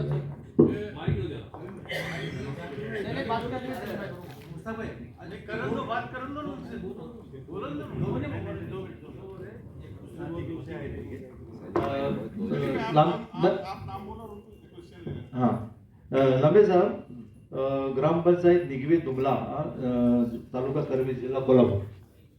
एक हटके मामला है। इस मामले में ये है कि गांव में मस्जिद है, शाहू महाराज ने वो मस्जिद बना के दे दी। मस्जिद पुरानी हो गई, तो उसको बनाने के लिए जब ग्राम पंचायत ने परमिशन दे दी, कुछ लोग आकर उस मस्जिद को कहते हैं कि वक्फ बोर्ड कौन होता है। तो वो लोग बेचारे 6 महीने से परेशान है। बहुत बड़ा एक अलग ही इशू है इसमें। तो मीटिंग के बाद वक्फ बोर्ड से ऐसा लेटर मिले ताकि ग्राम पंचायत को और इसको वहाँ के ग्राम सेवक को वक्फ बोर्ड में बताना चाहिए कि ये प्रॉपर्टी बिलोंग्स टू मस्जिद है और इसकी जिम्मेदारी वक्फ बोर्ड की है। वो उनका कहना है कि वक्फ बोर्ड से हमारा कोई लेना देना नहीं। तो इनका उतना मसला हल कर दीजिए। सवाल तो बहुत अच्छा है, इसका जवाब भी थोड़ा खट्टा है। खट्टा जवाब ऐसा है कि आपने रजिस्टर किया मस्जिद को, कब किया मस्जिद? नहीं, एक मिनट बोलो, बताइए ना। अच्छा ठीक है, आपने रजिस्टर किया है। एक 40 की कार्रवाई होती है जो शेड्यूल 1 में आने के लिए, वक्फ के शेड्यूल 1 में आने के 40 की कार्रवाई होती है, उसको पूरा करना पड़ता है। तो जब 40 की कार्रवाई पूरी होती है उसके बाद ही वो प्रॉपर्टी वक्फ करके कहलाई जाती है। आज अगर हमारे 7/12 पे अगर वो प्रॉपर्टी हमारे बाप दादा के ज़माने पे कोई मस्जिद थी और आज हम कोई ध्यान नहीं दे रहा है, जैसे नमाज हो रही है, बाकी मेंटेनेंस या ये कुछ नहीं हो रहा है, और हम कह रहे हैं कि भाई वहाँ के लोकल जो नॉन मुस्लिम या जो भी लोग हैं वो बोल रहे हैं कि भाई पंचायत बोल रही है कि भाई मस्जिद वक़्फ़ कौन है करके, तो आप अपनी प्रोसेसिंग पूरी कर लो वक़्फ़ में, वक़्फ़ आपके लिए खड़े रहेगी और हम आपको लेटर भी दिलवाएंगे। वो मैं करवा दूंगा, मैं मिस्टेक के लिए मैं फाइल नहीं दूंगा आपसे। आप जो है भाई साहब, आप जो है ये हमारे रीजनल ऑफिसर हैं, और खुसरू साहब पूना में ऑफिस है, यहीं बिल्कुल बाजू में ही है आपके। उनके पास आपके वर्किंग डे में आके उनसे मुलाकात कीजिए, उनको पूरा तैयार कीजिए, बाकी प्रोसेसिंग में आगे देख लूँगा क्या करना है। आपको लेटर मिल जाएगा, कोई इशू नहीं है इंशाल्लाह। अस्सलाम वालेकुम, मेरा नाम इब्राहिम खान है। मैं रिजवानी मस्जिद के ट्रस्ट के सिलसिले में से मैं तो कंप्लेनेंट हूँ। कंप्लेंट का आपके कुछ आपको सब मालूम है। मेरे कुछ सजेशन है इसके अंदर। उसके अंदर जो स्कीम है वो स्कीम है सिलेक्शन की। अगर पब्लिक ट्रस्ट हो तो कोई भी सिलेक्शन की स्कीम रहेंगी तो वक्त में वो स्कीम कैंसिल करना, वहाँ इलेक्शन की स्कीम लगाना, क्योंकि उसके सिलसिले में सिलेक्शन की वजह से अपने वहाँ एक पॉलिटिक्स खेला जाता और अपने अपने लोगों को लिया जाता, और अपने लोगों को लेके इतना कुछ भ्रष्टाचार मस्जिद के पैसों किया जाता, इसकी इंतजार कुछ है ही नहीं। खुद तो आपको सब चीज मालूम है। और अगर जो कंप्लेंट देने के बाद अगर पहले जब खुसरो साहब ने जब किए थे तो उसमें उन्होंने 70 का जो कलम है उससे पूरी चौकुश होना मंगता करके उन्होंने लिख के दिया। अगर ये लिख के देने के बाद जो ट्रस्टीज है मस्जिद के वो कुछ भी डिसीजन ले नहीं सकते, ये वक्त में उनको बताना चाहिए, क्योंकि अभी भी वो वक्त की एक प्रॉपर्टी वो डेवलप करने पीछे लगे हुए हैं। वहां के जो टेनेंट्स है उनको वो नोटिस दे रहे खाली करो करके, ये भी गलत बात है। उन्होंने कंप्लेंट होने के बाद भी चेंज रिपोर्ट भेजा, वक्त ने वो एक्सेप्ट किया, तो वक्त में उनको बताना चाहिए कि आप चेंज रिपोर्ट नहीं भेज सकते जब तक आपकी 70 कार्रवाई होती नहीं, तब तक आप कुछ भी कर नहीं सकते। जैसा था वैसा वो हर चीज रहना चाहिए। अगर ये वक्त बोर्ड में उनको बताएगा तो जो पॉलिटिक्स है जो मस्जिद के आसपास खेली जाती है, जो वहां का, क्योंकि तबके में मुस्लिम मोहल्ले रहते हैं और ये चीज मस्जिद की वजह से आपस में झगड़े होने की उधर गुंजाइश ज्यादा होती है। अगर वक्त बोर्ड इसके अंदर स्ट्रांगली इंटरवेंट करेगा तो जो झगड़े हैं मोहल्ले के वो झगड़े नहीं होंगे, और जो 70 का जो दिया हुआ है कार्रवाई का, तो मेरी इल्तिजा है कि वो फास्ट किया। सर 2010 से हम लोग वक्त के केसेस लड़ रहे। केसेस लड़ रहे मतलब ट्रिब्यूनल के अंदर हम लोग ने केसेस लड़े। ट्रिब्यूनल में आपके केसेस चल रहे हैं? हाँ। ठीक है। दूल्हा दुल्हन कब्रस्तान बोल के एक जगह है पूना के अंदर, जिसकी सनद है हमारे पास। पेशवे ने 3 एकड़ 13 गुंठे जमीन मुस्लिम समाज को दफनाने के लिए दी हुई थी। खुसरो साहब को केस मालूम है पूरा। हम लोग ट्रिब्यूनल में भी गए थे। जब ट्रिब्यूनल पे स्टे था तो हमने सुप्रीम कोर्ट में SLP दाखिल करे थे। मुल्ला साहब जो केस बता रहे थे मैग्नम बिल्डर का, उसके अंदर हम लोग अपीयर हो गए थे मैग्नम बिल्डर के खिलाफ लालशाह का दरगाह ट्रस्ट के अंदर, और उसके अंदर भी ऑर्डर हमने ही लिए। और पूना के अंदर भवानीपेट एक ऐसे एरिया है जहाँ पे 3 ट्रस्ट है। आपका नाम क्या है? मेरा नाम है अहमद सैयद। मैंने इसके पहले भी खुसरो साहब को रिक्वेस्ट करा था कि जब दिलीप कांबड़े साहब पूना से जब MLA थे और बीजेपी की सरकार थी, उस वक्त ये डिसाइड हुआ था कि पूना के अंदर जो पूना और परभनी शायद इधर एक पायलट प्रोजेक्ट चला जाएगा वक्त प्रॉपर्टी सर्वे का। तो अभी तक तो उसको कुछ पता है नहीं, और बहुत बुरी बात है सर। पूना के अंदर हजारों एकड़ जमीनें पड़ी हुई है। ये जो हॉल जो जिधर हम आज मौजूद है ना भाइयों, ये भी वक्त प्रॉपर्टी में बना हुआ है। ये पूरा पट्टा यहाँ से लेके ससुन से लेकर हजरत शेख सलाउद्दीन दरगाह की प्रॉपर्टी है। एक प्रॉपर्टी और है पूना के अंदर भंडार शाह खुसरो साहब भंडार शाह दरगाह की जो प्रॉपर्टी है उसके अंदर बिल्डर का एफिडेविट है हाईकोर्ट के अंदर, whatever will be the judgment of the tribunal I am going to accept that और let me develop the property. Property develop हो गई, उस पर लीज पेंडेंसी दाखिल है। उस पर सुनो पहले मैं सवाल उन पूरा, उस पर लीज पेंडेंसी दाखिल है, फिर भी बिल्डर बिल्डिंग बना रहा है और माल बेच रहा है। ये और हम लोग जो केस के अंदर अपीयर हो गए, दूल्हा दुल्हन कब्रस्तान मारूफ शाह का तकिया, उसके अंदर भी एक पोजीशन है 1 लाख स्क्वायर फीट का TDR बेचा गया भाई भवानीपेट के अंदर, जिसकी आज मार्केट वैल्यू 40 करोड़ रुपए से ज्यादा है। हम लोग मुफलिस लोग हैं, बहुत हिम्मत से लड़ रहे हैं। उस्मान भाई भी उसके अंदर हमारी काफी मदद कर रहे हैं। भवानीपेट की 3 ट्रस्ट है, एक दूल्हा दुल्हन कब्रस्तान मारूफ शाह का तकिया इंटू ब्रैकेट मारूफ शाह का तकिया, सेकंड ट्रस्ट है भंडार शाह दरगाह ट्रस्ट, उसके अंदर तो लीज पेंडेंसी दाखिल होते हुए माल बिक रहा है, और तीसरा है अंगार शाह का तकिया। ये तीनों प्रॉपर्टीज पे केसेस चालू है और हजारों करोड़ रुपए की प्रॉपर्टी है जो लोग बर्बाद कर रहे हैं। वक्फ बोर्ड हमारे को किधर भी, और ट्रिब्यूनल से लेकर हाईकोर्ट से लेकर सुप्रीम कोर्ट तक हमारे को ऐसी खुल के मदद नहीं हुई। जैसा हम एक जान लगा के लड़ रहे कि अल्लाह का घर का माल बच जाए, हम ये फिक्र चाहते कि आप आए हुए, आपको देख के उम्मीद जागी है कि आप भी ये कोशिश करें कि अल्लाह के घर का माल बचे भाई। एक से मैं स्टार्ट कर रहा हूँ। दूल्हा दुल्हन कब्रस्तान में हाईकोर्ट में हमने एडवोकेट कोर्ट वाला को अपॉइंट किया है और उन्होंने वहाँ पे सबमिशन, हमारा एफिडेविट सीओ साहब के साइन से सबमिशन भी किया है। वहाँ पे अपीयर हुए वो, अभी तो अपॉइंट किए हैं, वहाँ पे वकील भी नहीं था पहले, अभी अपॉइंट किए। और दूसरा जो भंडारशाह तकिया है, भंडारशाह तकिया का सर्वे में पूरा प्रॉपर्टी ही गायब कर चुके थे वो।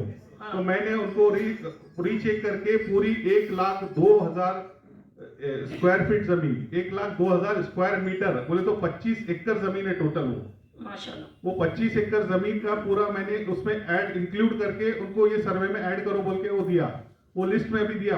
पहले सर्वे में उन्होंने उड़ा दिए थे उसको, वो लिस्ट में मैंने ऐड करवाया उसको पूरा। हमने ये सब चीजें क्रॉस चेक करने के लिए चैरिटी से, हमारे पास उसके शेड्यूल 1 नहीं थे, उसको रिकॉर्ड चेक करने के लिए, क्रॉस चेक करने के लिए हमारे पास कुछ गजेट था, गजेट में सारे सर्वे नंबर और सीटीएस नंबर डाले नहीं गए। लास्ट सर्वे जो हुआ, गजेट जो पब्लिश हुआ उसमें नहीं डाले गए।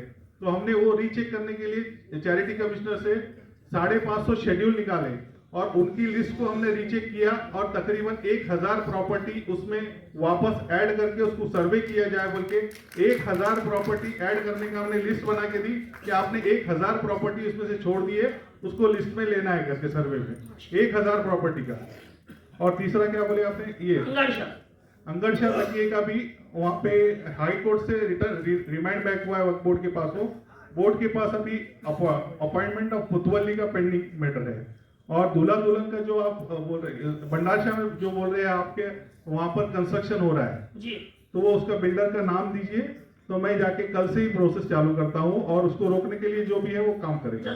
सर एक बात और, आपने इसका खुलासा नहीं किया, दूल्हा दुल्हन का प्रस्ताव का मारूफ का तकिया, उसका सर्वे नहीं हुआ ना अभी तक सर। उसका भी हमने भंडारशाह का ये जितने शेड्यूल में है ना, शेड्यूल में अगर वो प्रॉपर्टी इंक्लूड है तो उसका हमने वो रिपोर्ट दिया है उसको उनको क्या बोलते हैं, सर्वे कमिश्नर को हमने रिपोर्ट दिया है 1,000 प्रॉपर्टीज में वो भी इंक्लूड है जो छूट गई थी। ठीक है, आपसे कब मुलाकात कर सकते हैं? कल आप 2-3 दिन छुट्टियां हैं, ठीक है, आप 26 तारीख के बाद कभी भी आ सकते हैं। शुक्रिया रामे साहब, आप आए और थोड़ा सा पूना के ऊपर ध्यान देना जरूरी है आपका। इनका घर पूना में ही है, आप रात को 1 बजे भी आके आवाज दे सकते हैं, अकेले रहते हैं। अस्सलाम वालेकुम सर, मेरा नाम मोहम्मद जाकिर है, चिंतूर चिंचवड़ मदीना मस्जिद है।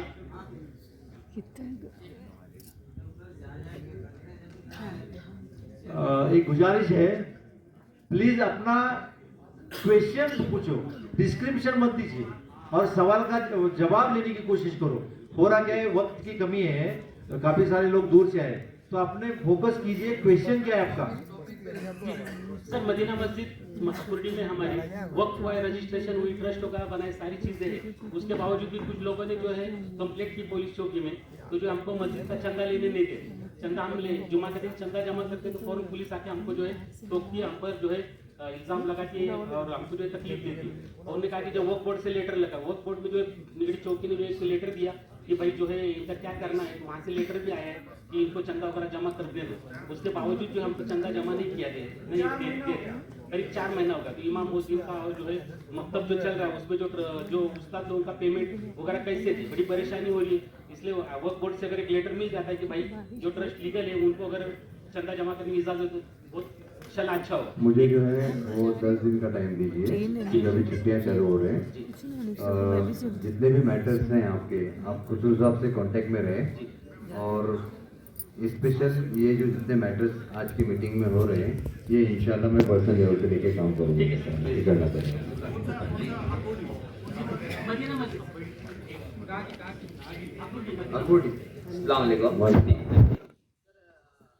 जैसे मतलब यहाँ पर पूना में काफी काम दिख रहे हैं वक्फ बोर्ड के, हम वैसे हमारे रायगढ़ जिले में नहीं दिख रहे क्योंकि हमारे यहाँ कोई ऑफिस नहीं है।